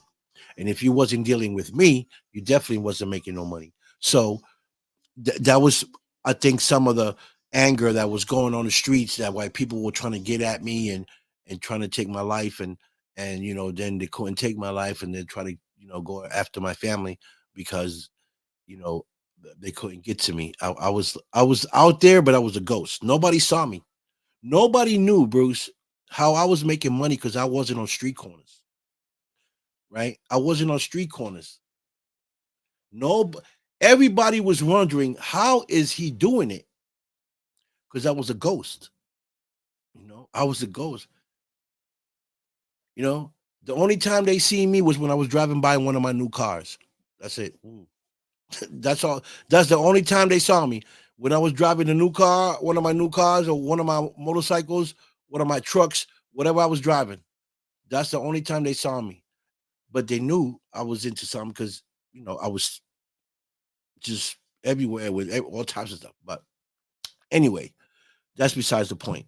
The point is here that um I'm grateful to having my parents, and that if you have your parents alive, man, enjoy them, respect them, show them love, you know, tell them you love them every day because time is short, and and you know, you don't want to be left with words to say and don't get to say them, you know. And that for me that was one of my things, you know, that I never got to tell my father, you know, you know, that I loved him at that last moment, because he when he passed away, I was on my way to New York, I believe. I was going somewhere out of state, and I got the call, and I had to turn around and come and go see my father, which was which was a hell of a time for me. Um, and I'm just, you know, I just want to say that I'm thankful and grateful for everything they done for me, and for being there for me, and for teaching me how to become a better man. And I just want to spread the love to you guys, and let you know that it's okay to you know, to go through things in life, but you got to learn from them. Why you got to learn from them? Because someday you're gonna have to tell your story so you can be able to save someone else. You know what I mean? It don't have to be a family member. It could be anyone. You know, your story can save someone's life. You know, that's why I tell mine. Because I don't know which one of you guys have gone through something in life that, you know, that's still haunting you, and you don't know how to get over it. You know, and by me telling my story, maybe it can help you out. And if that can happen, then I've done a mission. You know, I've done God's work. And that's what God wants me to do. You know, He wants me to come out here and tell my story, give you guys a platform, um, and speak the truth, man. You know, to tell you the truth, and nothing that I'm telling you is lies. My man Jose, that's hidden here right now, he can tell you. My cousin Joseph can tell you my story. I know he's heard some of my stories. You know, I don't have to you know, come here and lie to nobody because I'm not. I don't I don't I don't come from lies, and you know, and stuff like that, man. My parents didn't teach me to lie and be liars. You know what I mean? That you get around when as you grow up and you hang with people that are like that. I don't hang around people like that.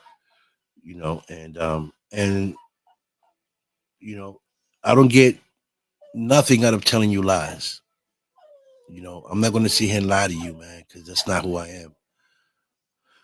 Um, I want everybody to win. I want everybody to succeed. I want everybody to be healthy. You know, I want everybody to love one another. You know what I mean? and talk to God, man, because God done some miracles for me, man. Some big miracles for me, and I'm grateful for that, man. And I'm still here alive talking to you guys about it. You know, uh, yeah, and it's a sad thing, Bruce, when you can't go say I'm gonna go see mom, or go take mom some flowers, or let me go take mom to dinner, or go see how mom is doing or pop is doing his pop. Those moments now when they're gone, you miss those moments. But when they're alive, you're like kind of doing your own thing. You're not really checking up on mom. You're not checking up on pop. Like that's real talk. Because I did it. You know, as long as I knew they were all right, I didn't have to go to the house and check up on them because I knew they were all right.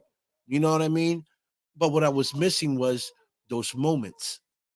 You know, those mom those moments hanging with them, those moments in the kitchen, drinking coffee, sitting at the table, and my mom telling me, you need to get your life together. You need to do this. You need to do that. And I'm like, yeah, mom. Yeah, mom. I get it. I understand. I miss those moments, because she was educating me, man. You know what I'm saying? In her way, in her own way, she was educating me, you know, and I wasn't understanding because, like I said, I was lost. I was lost. I was lost in that world. But now I know, now I know. Now I know what she meant. And this is why I'm expressing this to you because that's what I need to do is tell the story, you know, and maybe my story can help someone, you know. Yeah, definitely.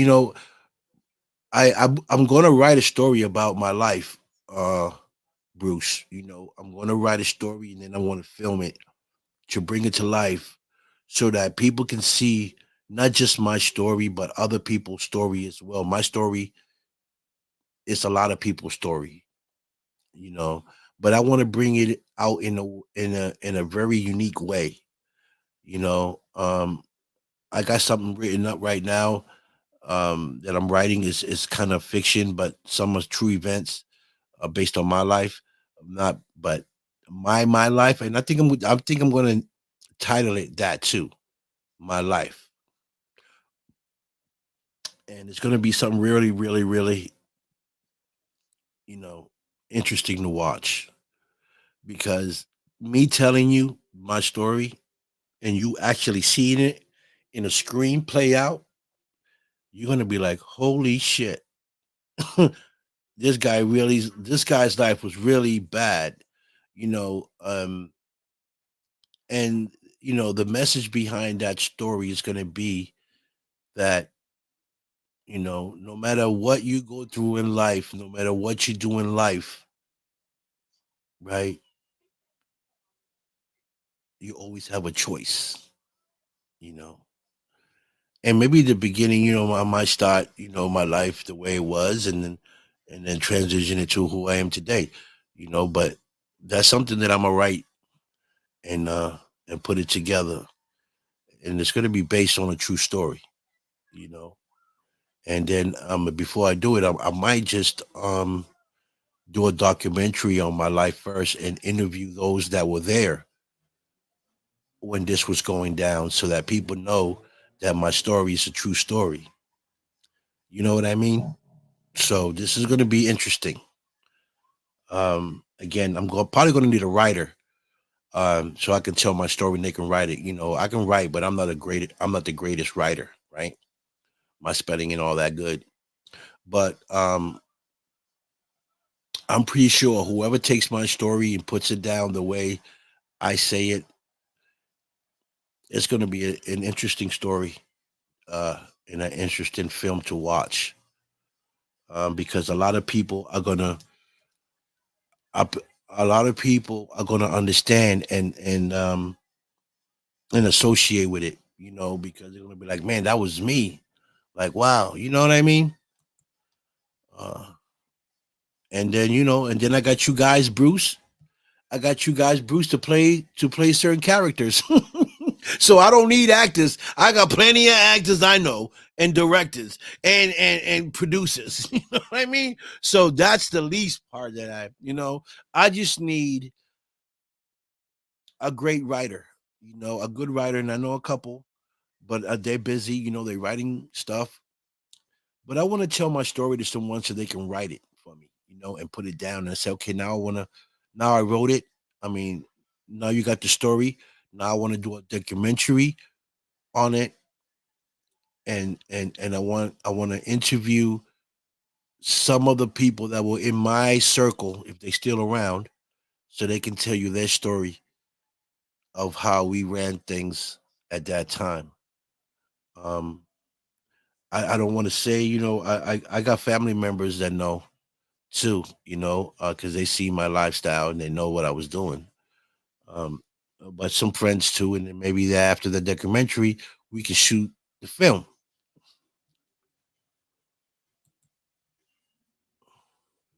Facts.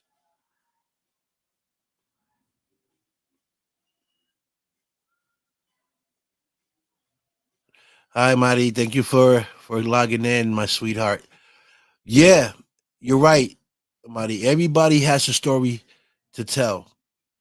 Por eso yo estoy hablando mi historia, porque quiero que todo el mundo que tenga una historia diga su historia aquí en mi programa, donde sea, porque este es un programa para que venga todo el mundo a decir tu historia, porque uno no sabe a quién uno va a salvar que esté escuchando tu historia, cómo tú empezaste y cómo tú terminaste, your story. I don't even know how I say that in Spanish because my Spanish is not that good. But I said something to Mary about my story. I said everybody has a story to tell.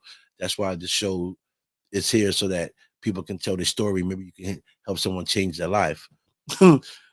So my story, it's a very interesting story. And the bad thing is that the only thing I regret of everything I did was that my kids got to see some of that side of me, and a lot of the stuff that my kids know, they know from what they hear on the streets, what they heard on the streets, because my kids were too little to understand what I was doing back then, or maybe they understood. I don't know what they know. We don't talk about it, but I know they know. you know um oh, I don't know what was told to them about me, but yeah, they knew what I was doing. I didn't hide it once they got old enough, because I needed them to know what was going on around me, because I didn't want them to get caught up into something and they didn't understand what was going on. So they knew. I never, they knew what I was doing. Um, but I had to change my life, man. I had to change my life because it wasn't going to end up good for me, you know. And I wanted my kids to do better. I didn't want my kid. I wanted my kids to know that I changed. I left the streets alone, um, and that you can still make things happen without needing the streets. Of course, the money was always good. When you're making 20, 30,000 a week, of course the money is good. You can buy whatever you want, go wherever you want. Yeah, you know, but the consequences behind that, see, it's all good and gravy when you're making 20, 30,000 dollars a week. But when you get caught up, you know, it's that's not that's not good, you know. So I was fortunate this last time to be able to get out the game without being murdered or going to jail for life. I made that choice, for me, and to be able to be here for my kids. I had to make that choice, leave the game alone. Um, so there's a lot of things I've learned, um, in my life that helped me, be here today.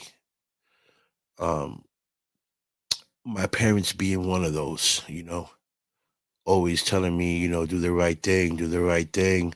You need to change your career, find something else to do. Those were the things they told me. Um, they never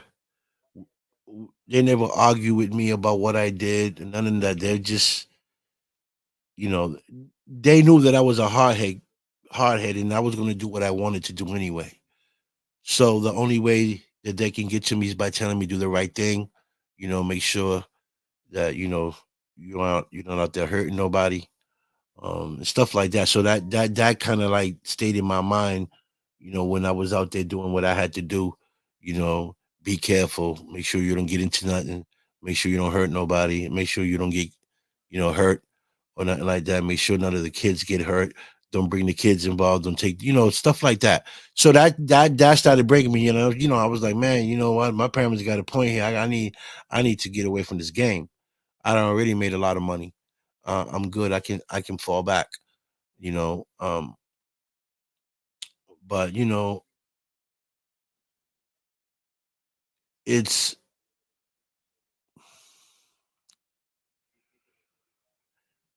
it's a tough story. And the thing is, nobody my pain and suffering. Nobody knows you know my sufferings. Nobody know the pain that I had to go through.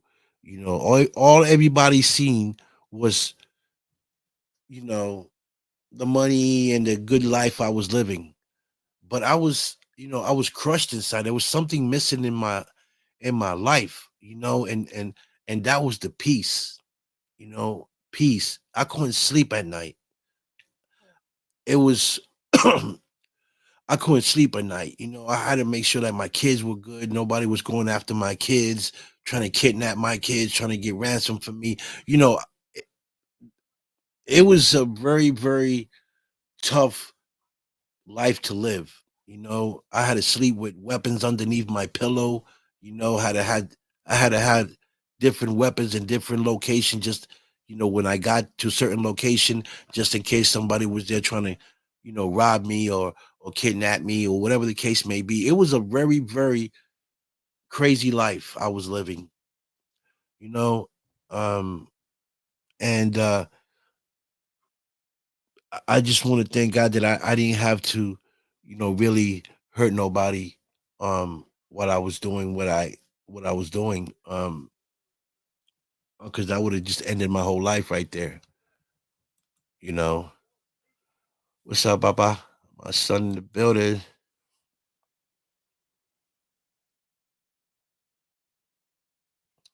Exactamente, Mari. Exactamente. Amen to that.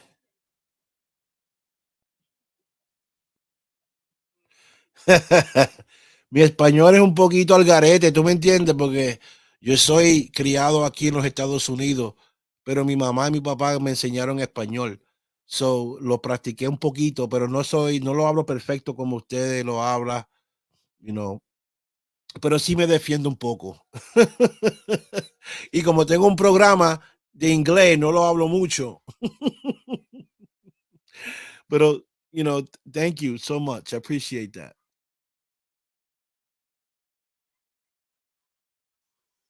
Yes, eso sí, eso es verdad.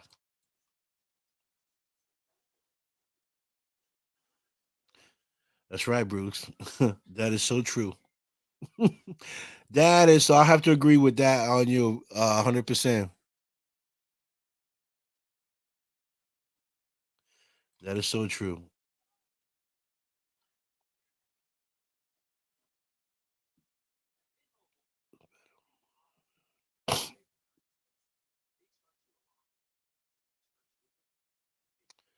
Uh huh. That's right. So I'm gonna try. I'm gonna try to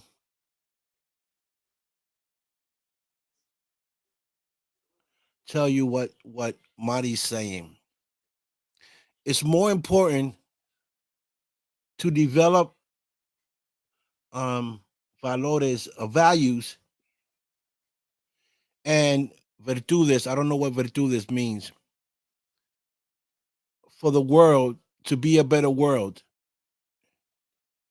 and other people, than the money that you can make or have. I hope I said that right. I'm trying to introduce.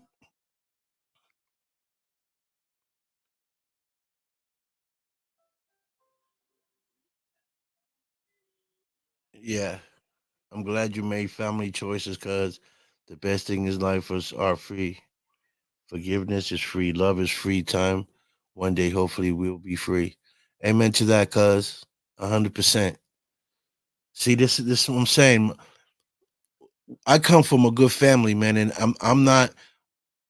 You guys don't know my cousin, but my cousin has a excellent soul, man. He's a good dude. I love my cousins, man, because they're good dudes, man.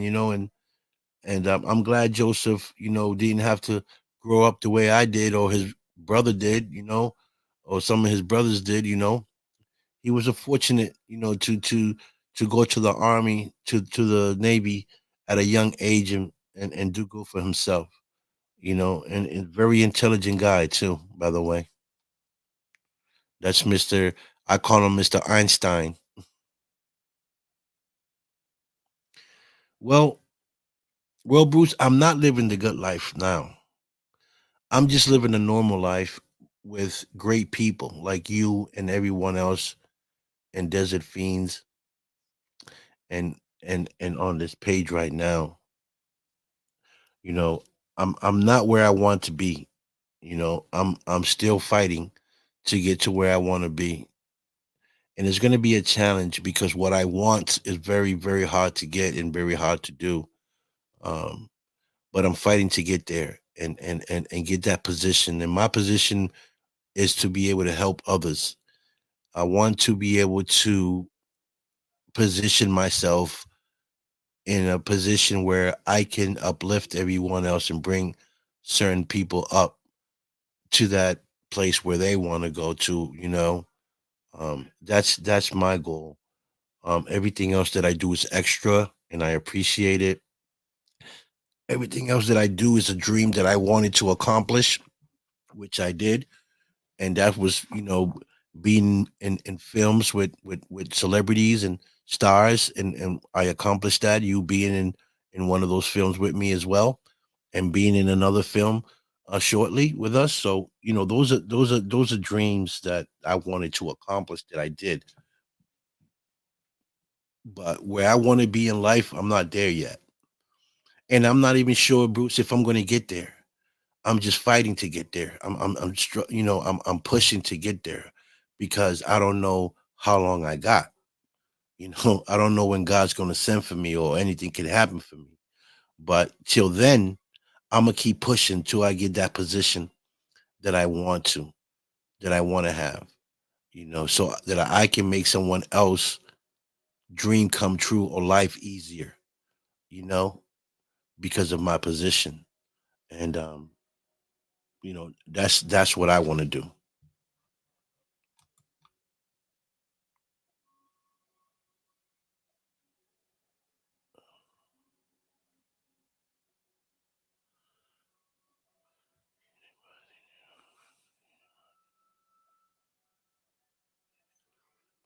Yeah, you're right. That's so true, Mary. Let me see if I can translate this. So she says, the money doesn't give freedom, only gives you comodidad. It gives you how do you say comodidad in English? It like comfortability. Every time every time you want money, Every time you got money, all you want is more money, more money, more money, more money, and then you become a slave of the money. I think I just said that correctly.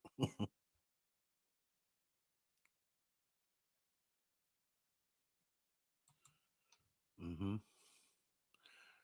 You know that, cuz all the time, baby. It's all love here.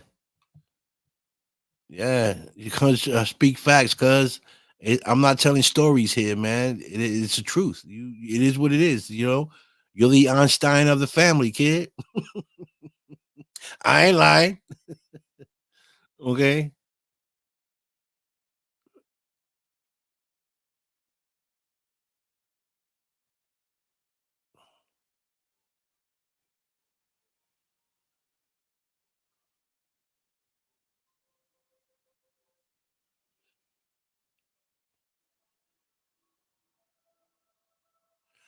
Okay.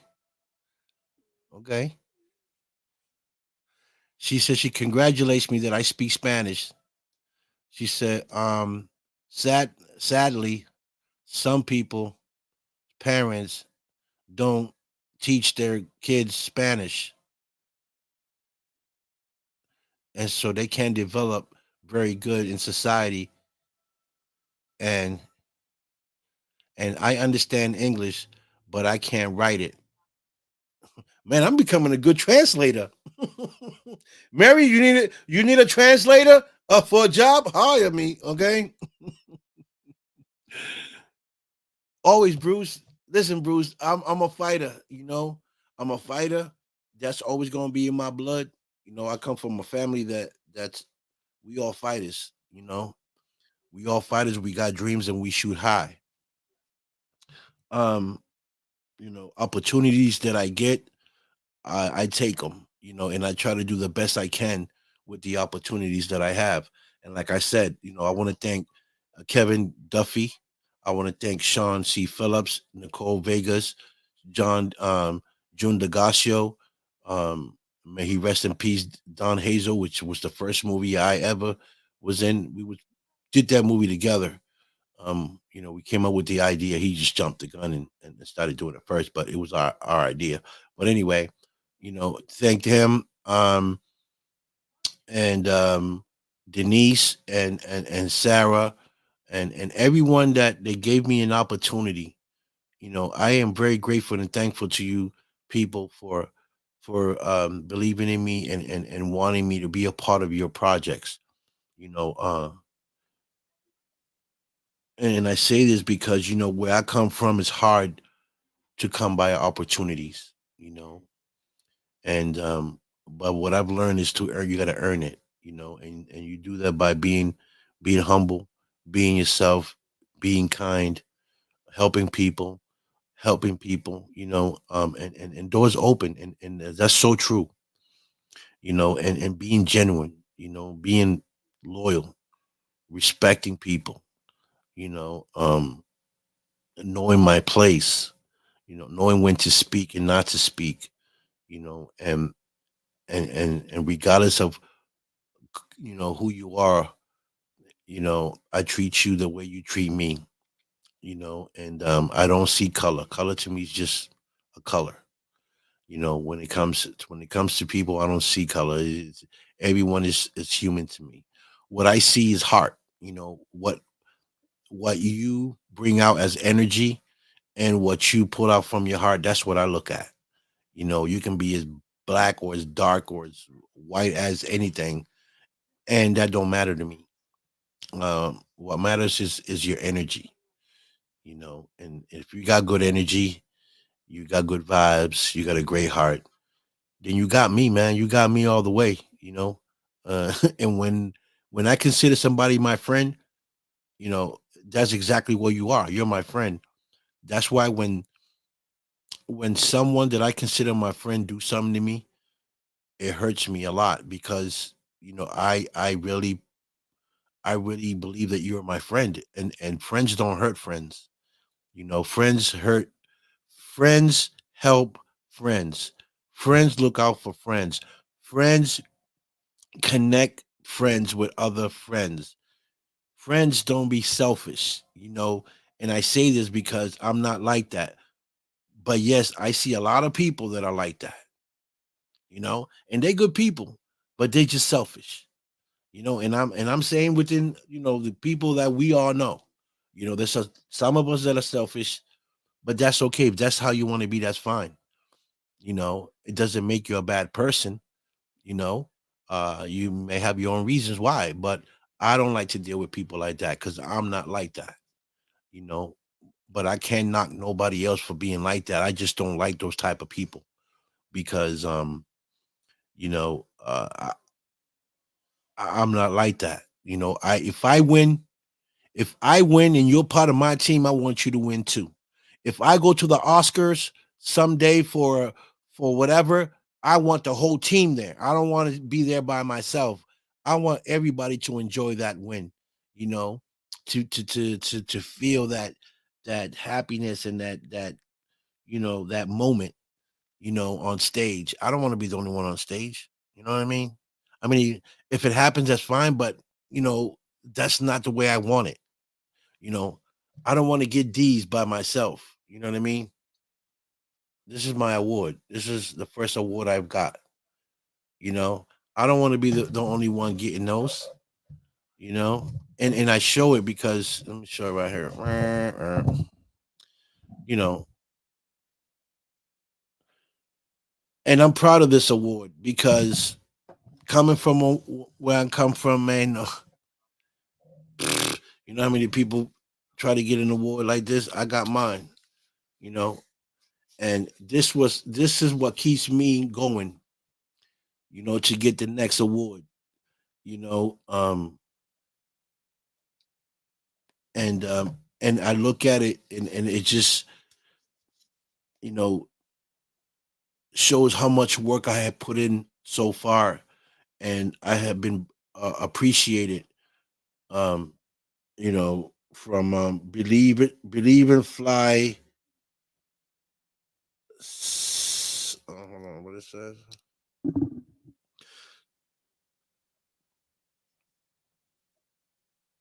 Believe and fly Cinefest.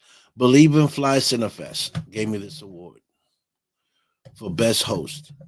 And it's not even more the award, right? It's not even more the award. It's the fact that they acknowledged me. You know, they acknowledged me. They see the hard work I put in to be where I'm at today. That's what drive me. You know, the the award is fine. Yeah, thank you. But the fact that they acknowledge me, the work that I put in, that's huge. And every time I look at that award, it just make me want to go more higher and higher and higher. And I show it because I want to inspire others. you know I want to inspire others that you can get an award as well. you know but you got to put in the work. You can't worry about the next man, what the next man is doing. You got to worry about what you're doing and where you want to go and what you're trying to achieve in life. My parents always told me that. you know that's why I'm a go-getter.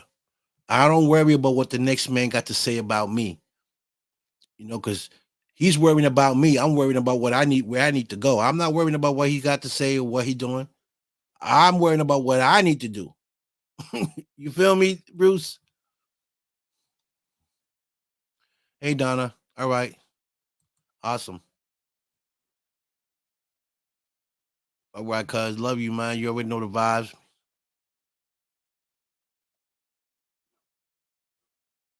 Oh, man. Yeah, you know the vibes. I got you, cuz.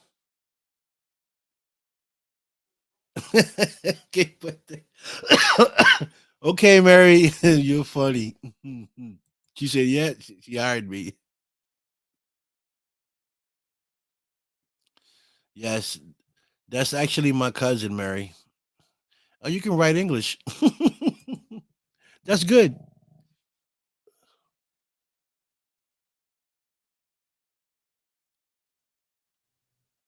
Yeah. Empathy, compassion, and humanity. Those are the values. Amen to that. Yeah, yeah. Thank you, Bruce. Thank you. And a lot of people don't know a lot what I do. Because I don't like to talk about what I do. Like I promote. You know, I promote Desert Fiends. I promote uh Skate to Hell. I promote the Pagans. I promote a lot of the stuff that other people post up. But I don't go out here bragging about what I'm doing. I see a lot of actors that post up everything that they do. Everything.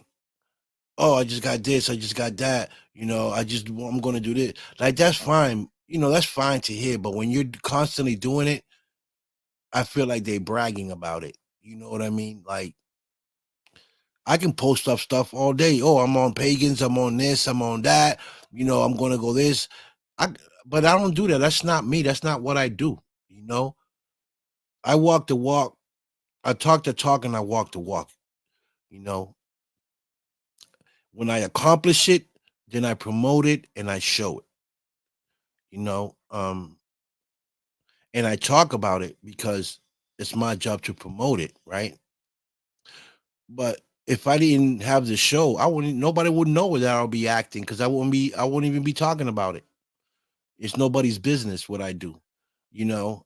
Because sometimes you tell people your business and people throw salt on you, and then your project, what you got thinking something goes wrong. That's what my mama always told me. She said, boy, when you're gonna do something, you do it. You shut your mouth. You don't tell nobody your business or your ideas, because people will run with it. And she's so right. That's why I learned a lot from my parents, and I'm very grateful for them for teaching me so much street wise. You know, there's a lot of things you learn on the street that you don't learn in school. Let me tell you that. All right, and I'm glad that I was brought up on the streets because listen, some of those teachers that I went to were so slow. I was ahead of the game. I knew I knew more than what the teachers and half of those students knew in class. I was ahead of the game, you know.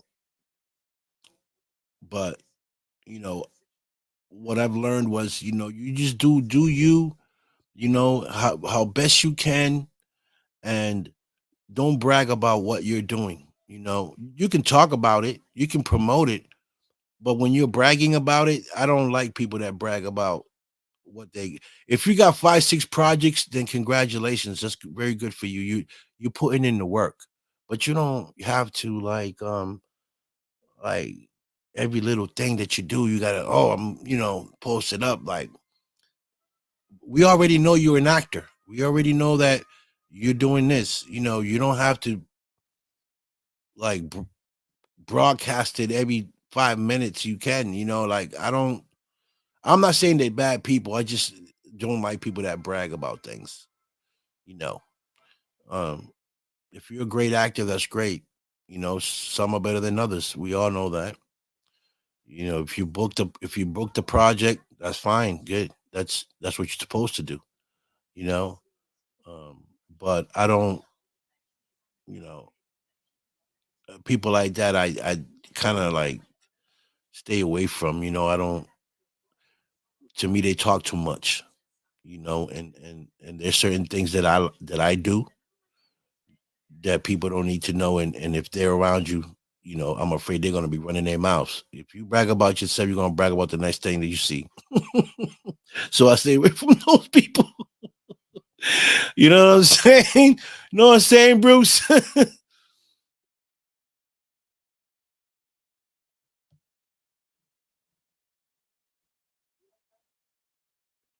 Sí, Mari. Eso es mi idea de poder ayudar a otros y poder abrirle las puertas a otra gente. No que yo soy un un gran actor, or I'm a big broadcaster, but what I am is, I'm a giver. I am a person that loves to help people and connect people and try to put people in positions. That's what I do. And I love doing it because I say it all the time. It's not about me. It's not about my show. It's about you people. If I can help anyone get into a better position or connect them, then I do that. But I'm not going to do it for everybody because everybody don't deserve it. Okay, not everybody's on here for you my best interest, but they're there for their best interest. You know, so I've learned to pick up on that. That's streetwide. That's street knowledge. Not a lot of people can do that. Pick up on people. I pick up on a lot of people. I just don't say nothing because I'm not that dude.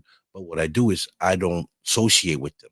I talk to them, because they're my friends, but to a limit. I do things and I say things to them to a limit because I already see where they're going with it. And if I have to block them, then because I feel like they're going to be a problem on my page, then that's what I do. You know, there's a lot of um people that like cloud chasing, or opportunist, like my girl Donna says, opportunist, and they only want to come around you because they know that you're doing things and you know people, and they want to, they want to be a part of it, and they want to use you to get there.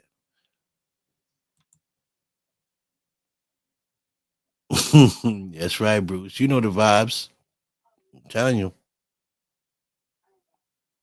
You can write a little bit. Okay. Well, you did pretty good.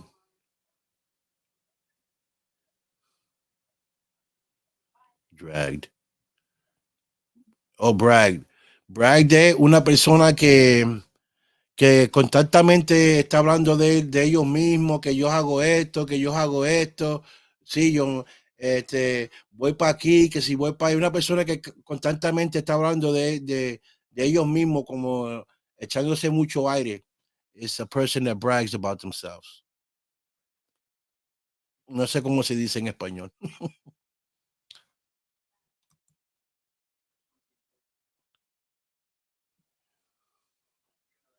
That's right. Come on, Bruce. You know the game. Bruce, you've been around. Been around, Bruce.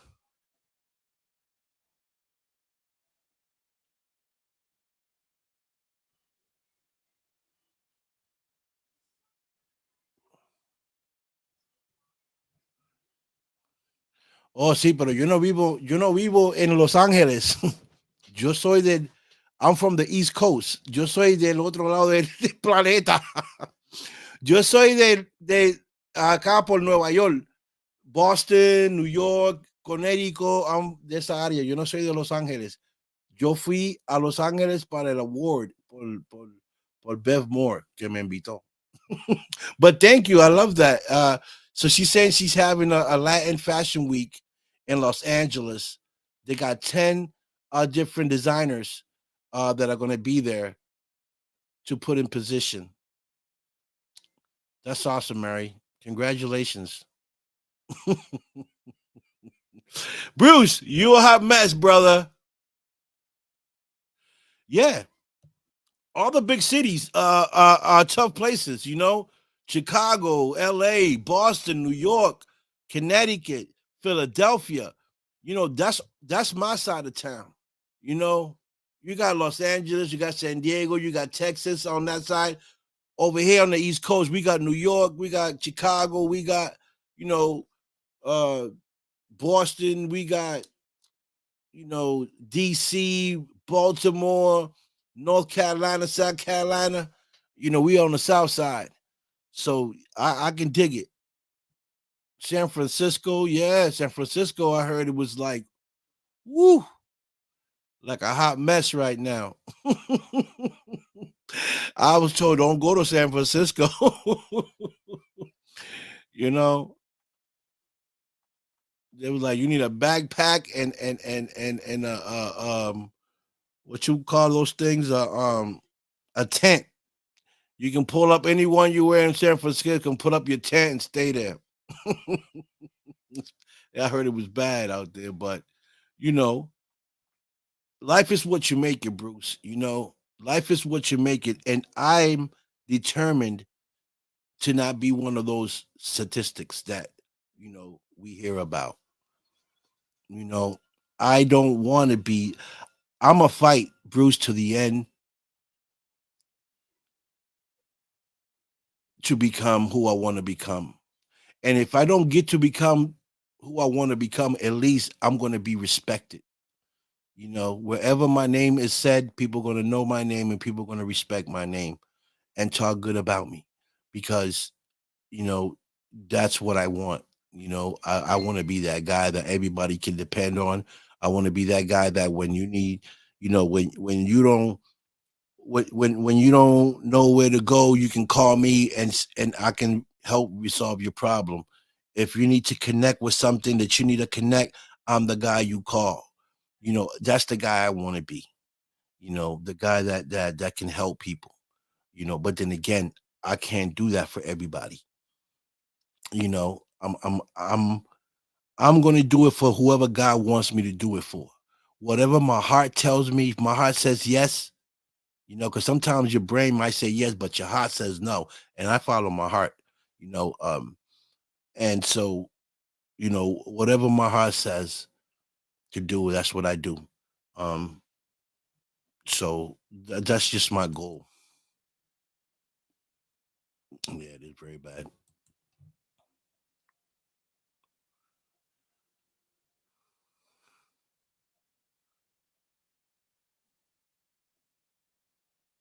Oh, sí. En Nueva York, sí, en Nueva York hay muchas, muchos fashion shows en Nueva York. Nueva York es bien grande para la industria de fashion. Sí, eso sí. Eso sí te lo puedo decir que eso es cierto. Boy, I should I you know my Spanish ain't that bad, folks. I thought my Spanish, you know, I thought I was losing it, but I'm okay.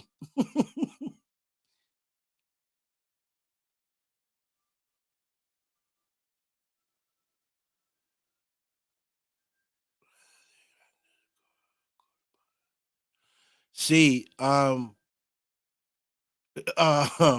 sí, Mari, eso sí, es verdad. Y aquí también en Boston también es así. Aquí la renta es muy alta. am, Desplazamientos de personas y entrada de grandes corporaciones.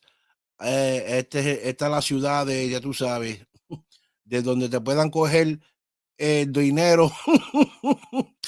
Aquí lo hacen. Yeah, Stacks, come on. You know the vibe, baby boy.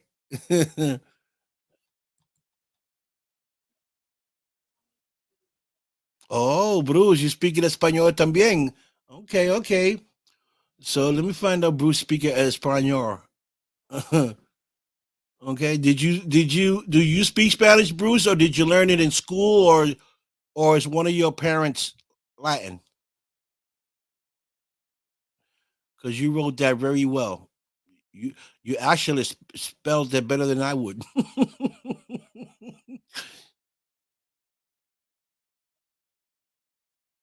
Oh yes, she said. Yes, this week is Fashion Show Week in New York. I think I'm a better translator, Bruce.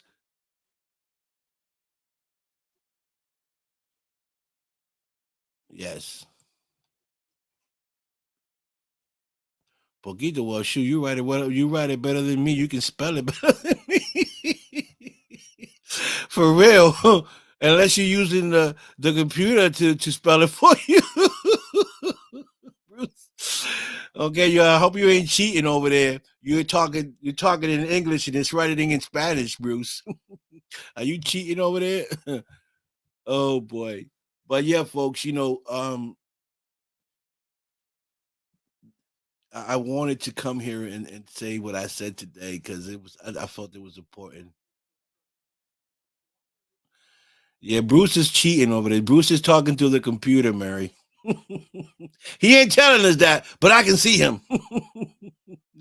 He's like Siri, say this in Spanish. La la la la la la la la, la, and Siri's typing it for him. Ooh, for 3 years, I learned a little Spanish by living in LA. Oh yeah, if you don't learn Spanish in LA, then I don't know what's wrong with you.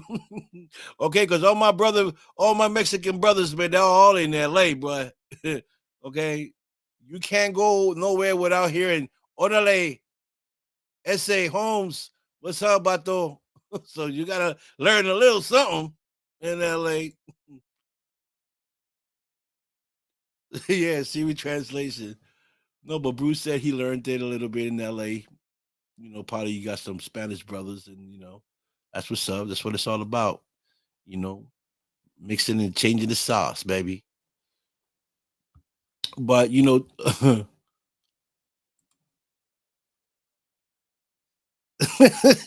let's say Vato Holmes.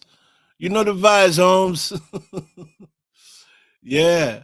Big shout out to my man Mike Galindo too, man. Mike Galindo out of LA, man. It's my brother, man. That's a Vato Holmes. Hmm.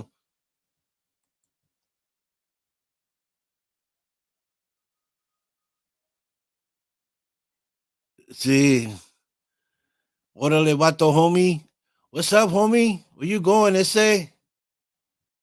I don't know, man. I'm going over to the barrio, Holmes. This is my barrio. I've learned a lot. I can probably talk talk their slang, with a little bit of accent, and they think I'm Mexican too. Okay, but folks, I'm glad that you guys tuned in today, and we spoke a little bit about a little bit about me and my parents and stuff. Today's a special day for me. Yes, La Reina, she's amazing. Um, and hope that what we spoke about can help someone and open someone's vision onto how to do better and what not to do in life, and know that it's okay to make mistakes as long as you can make a right choice. Okay, because you need to make a choice in your life.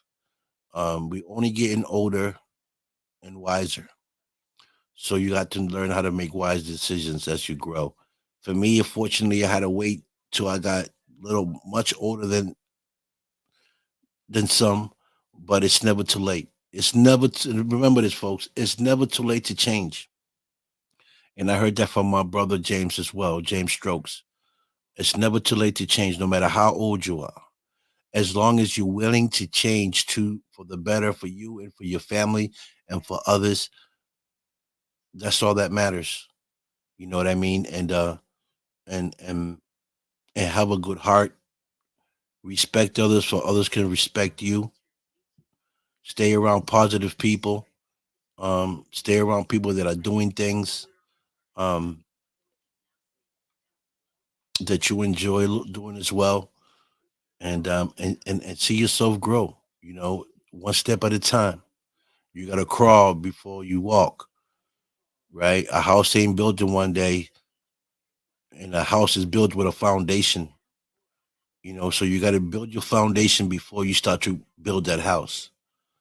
And I hope that this can help anyone that's listening, that's a little on the confused side of life, uh, that don't see a way. I hope that this can help. And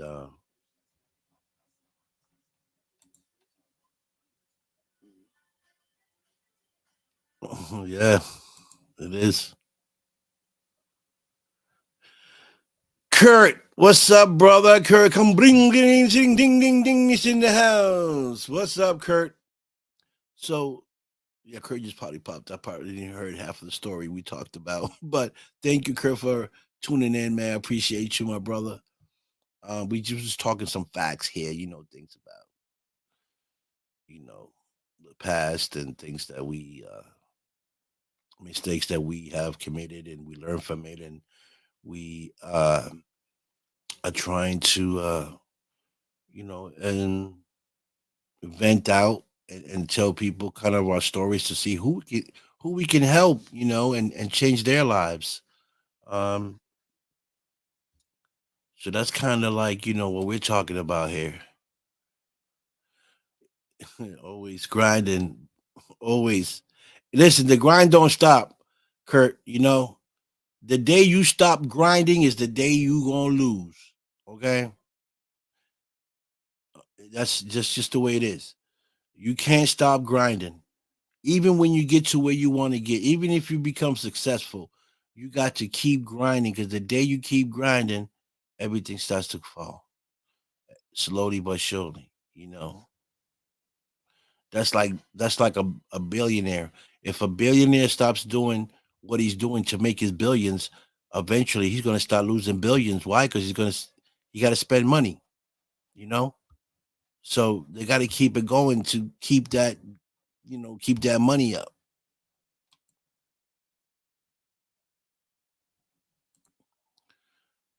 You too, Bruce. I'll see you soon, Bruce. I'll see you on set. I'll see you on set and we can kick it. Thank you so much for your time, man. Appreciate you. Yeah, Stacky 100.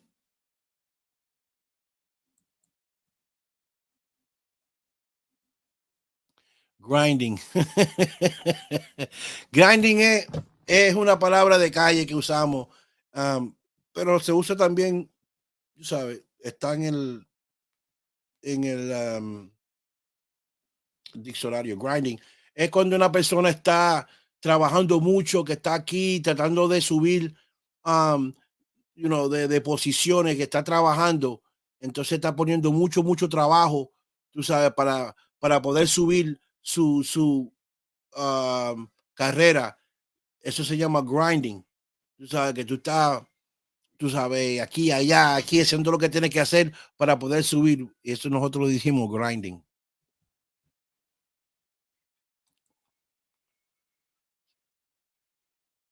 Yes, sir. 100%. Bruce,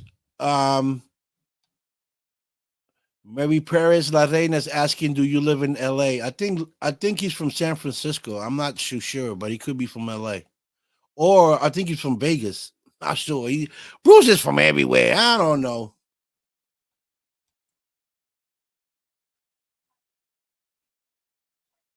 See, he said, "See, he's from L.A."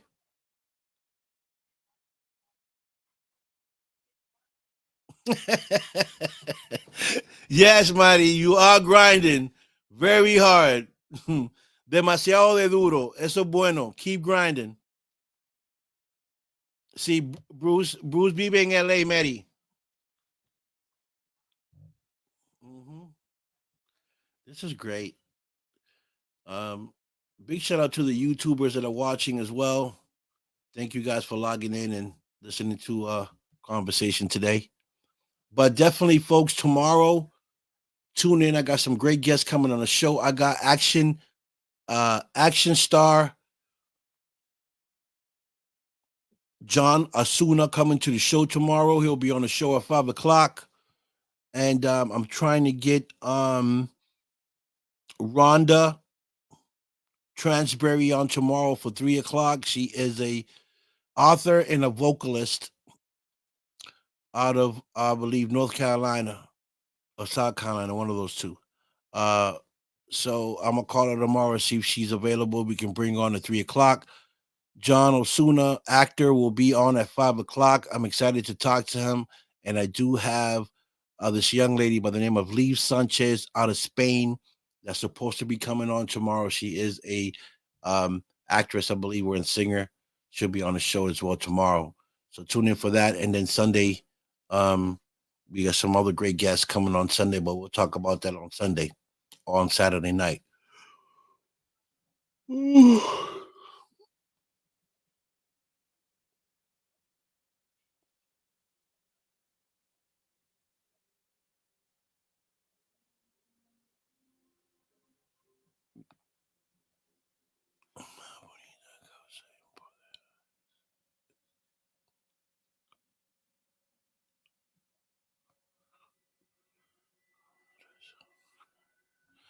Yeah, Bruce. So she's inviting you to an event that she's having out there of the sombreros, the decorations of glamour.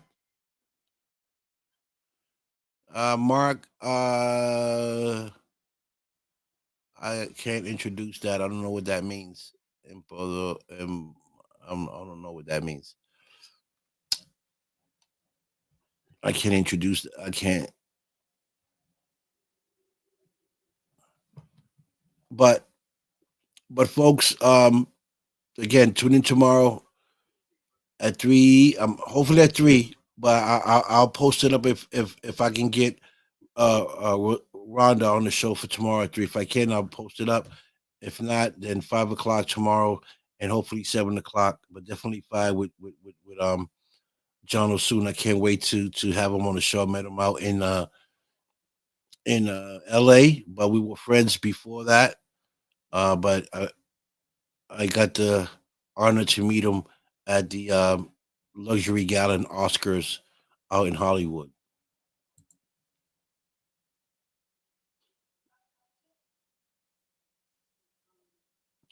Yeah. So she says to contact her, Bruce, on Facebook whenever you get a chance.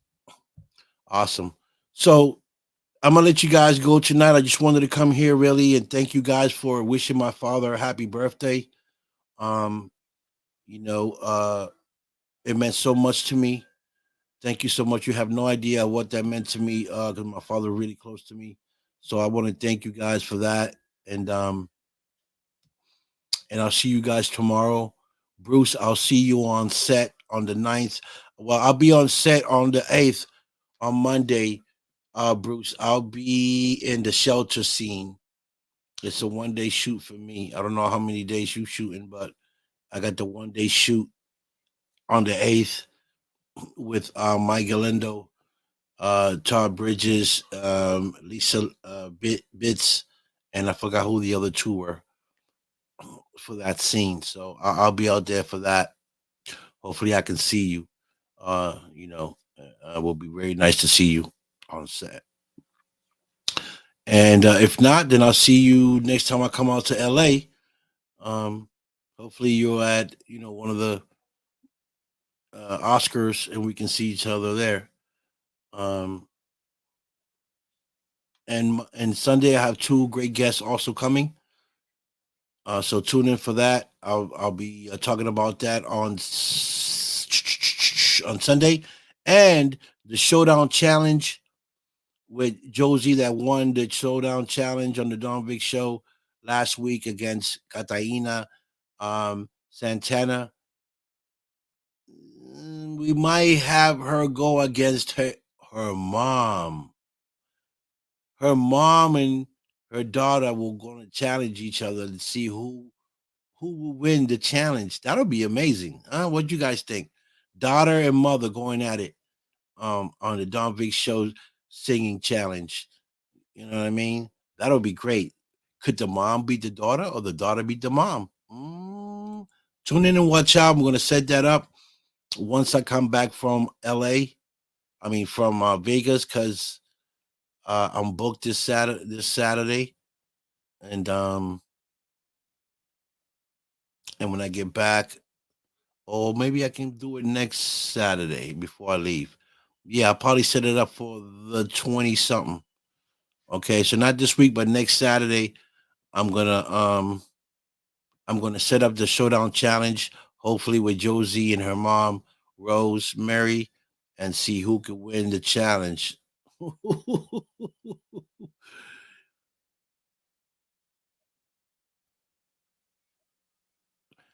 Gracias, Mari, por tu amistad. Gracias por estar aquí y gracias por tu conversación con nosotros. Te lo agradezco mucho. Y tratamos de traerte para el programa mío también, para una entrevista, para que mi gente sepan quién eres tú y qué es lo que haces. Would be nice.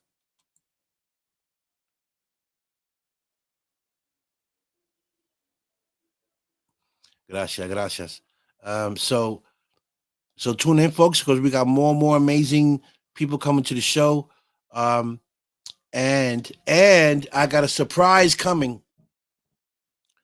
I have my good man DK and my brother Sir Earl Toon from the Cool in the Gang. You know who Cool in the Gang is? The singers. Cool in the Gang. I'm hopefully coming to the show soon. I'll give you guys more update on that. I'm still talking to DK, good friend of mine, to set that up. Um, so we can have DK and Mr. Earl Toon come on the show live. Good friend of mine, and they down to earth. I like these brothers, man. They dope. And also Reese Peace, also from Atlanta. I'm trying to get him on the show as well. Great guy. A big shout out to David Peace Monroe, also a good friend of mine. Uh, Met him for the first time in LA. Great guy. So I got to meet a lot of my good friends that I have on my um on my friends list. Plenty much more to go, but I as I start to travel to different states, um, I start to meet more of you guys in person until I start to meet. I mean, there's a whole lot of you. I don't know how many I'm going to meet in person, but I've met a few, and I'm honored to have met you guys. You guys been amazing.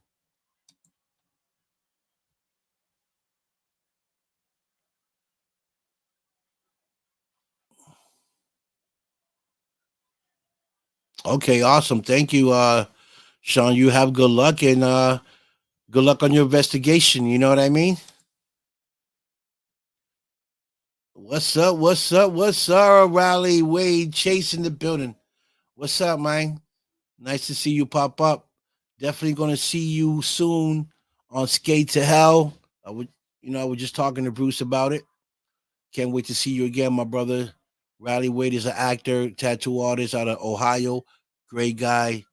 You guys need to look him up, man. Check out his tattoos. If you like tattoos, that's the guy you might want to look up and see what he got going on. He's awesome, and he's out of Ohio. Um, so make sure you check him out as well.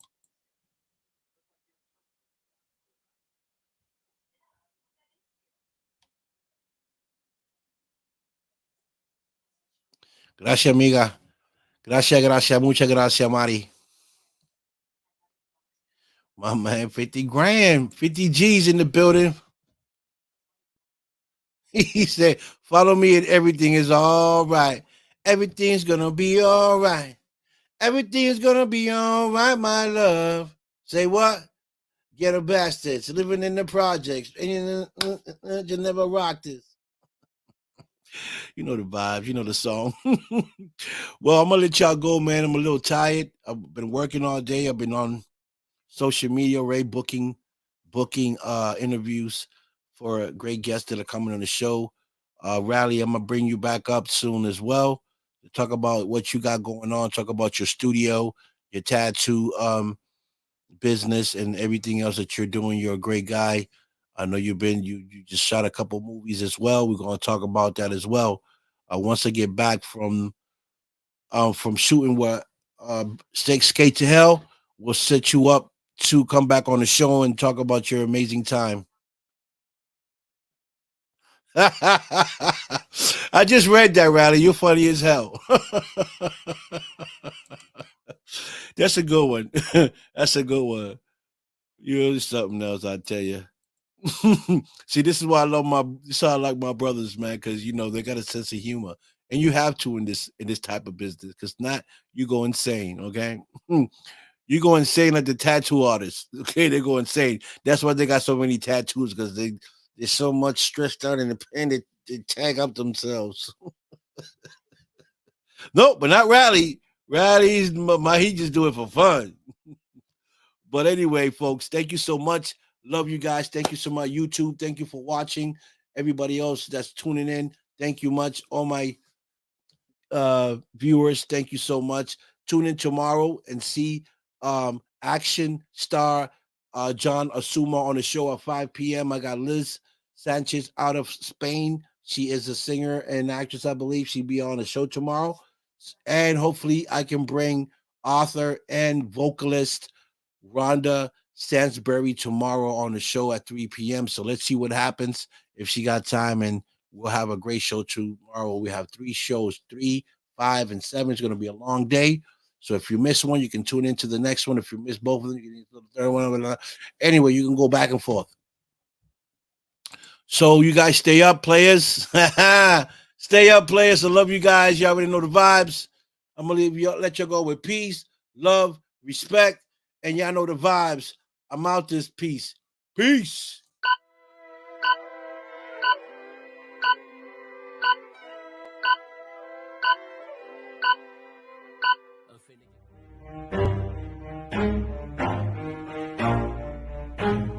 Never stop, I'll get it if I want it. Gotta make to myself a promise. I won't quit, keep going till I got it. I won't give up till I'm on top. Yo, yeah.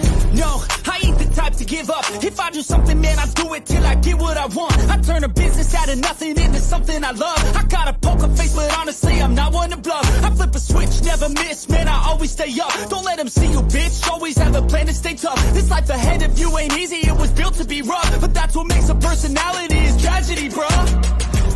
So keep your head on your shoulders. Now we ain't out here moving rocks, we out here moving boulders. Now we ain't getting posterized, we out here making posters. And we ain't got nothing to hide, we move forward like soldiers. You better wake up for the pay stub or you'll pay up. Don't make love to the game, bruh, fuck the game up. Change up, rearrange stuff to your greatness. Same us for the way up, play the game, bruh. Never stop, I'll get it if I want it. Gotta make to myself a promise. I won't quit, keep going till I got it. I won't give up till I'm on top, yeah.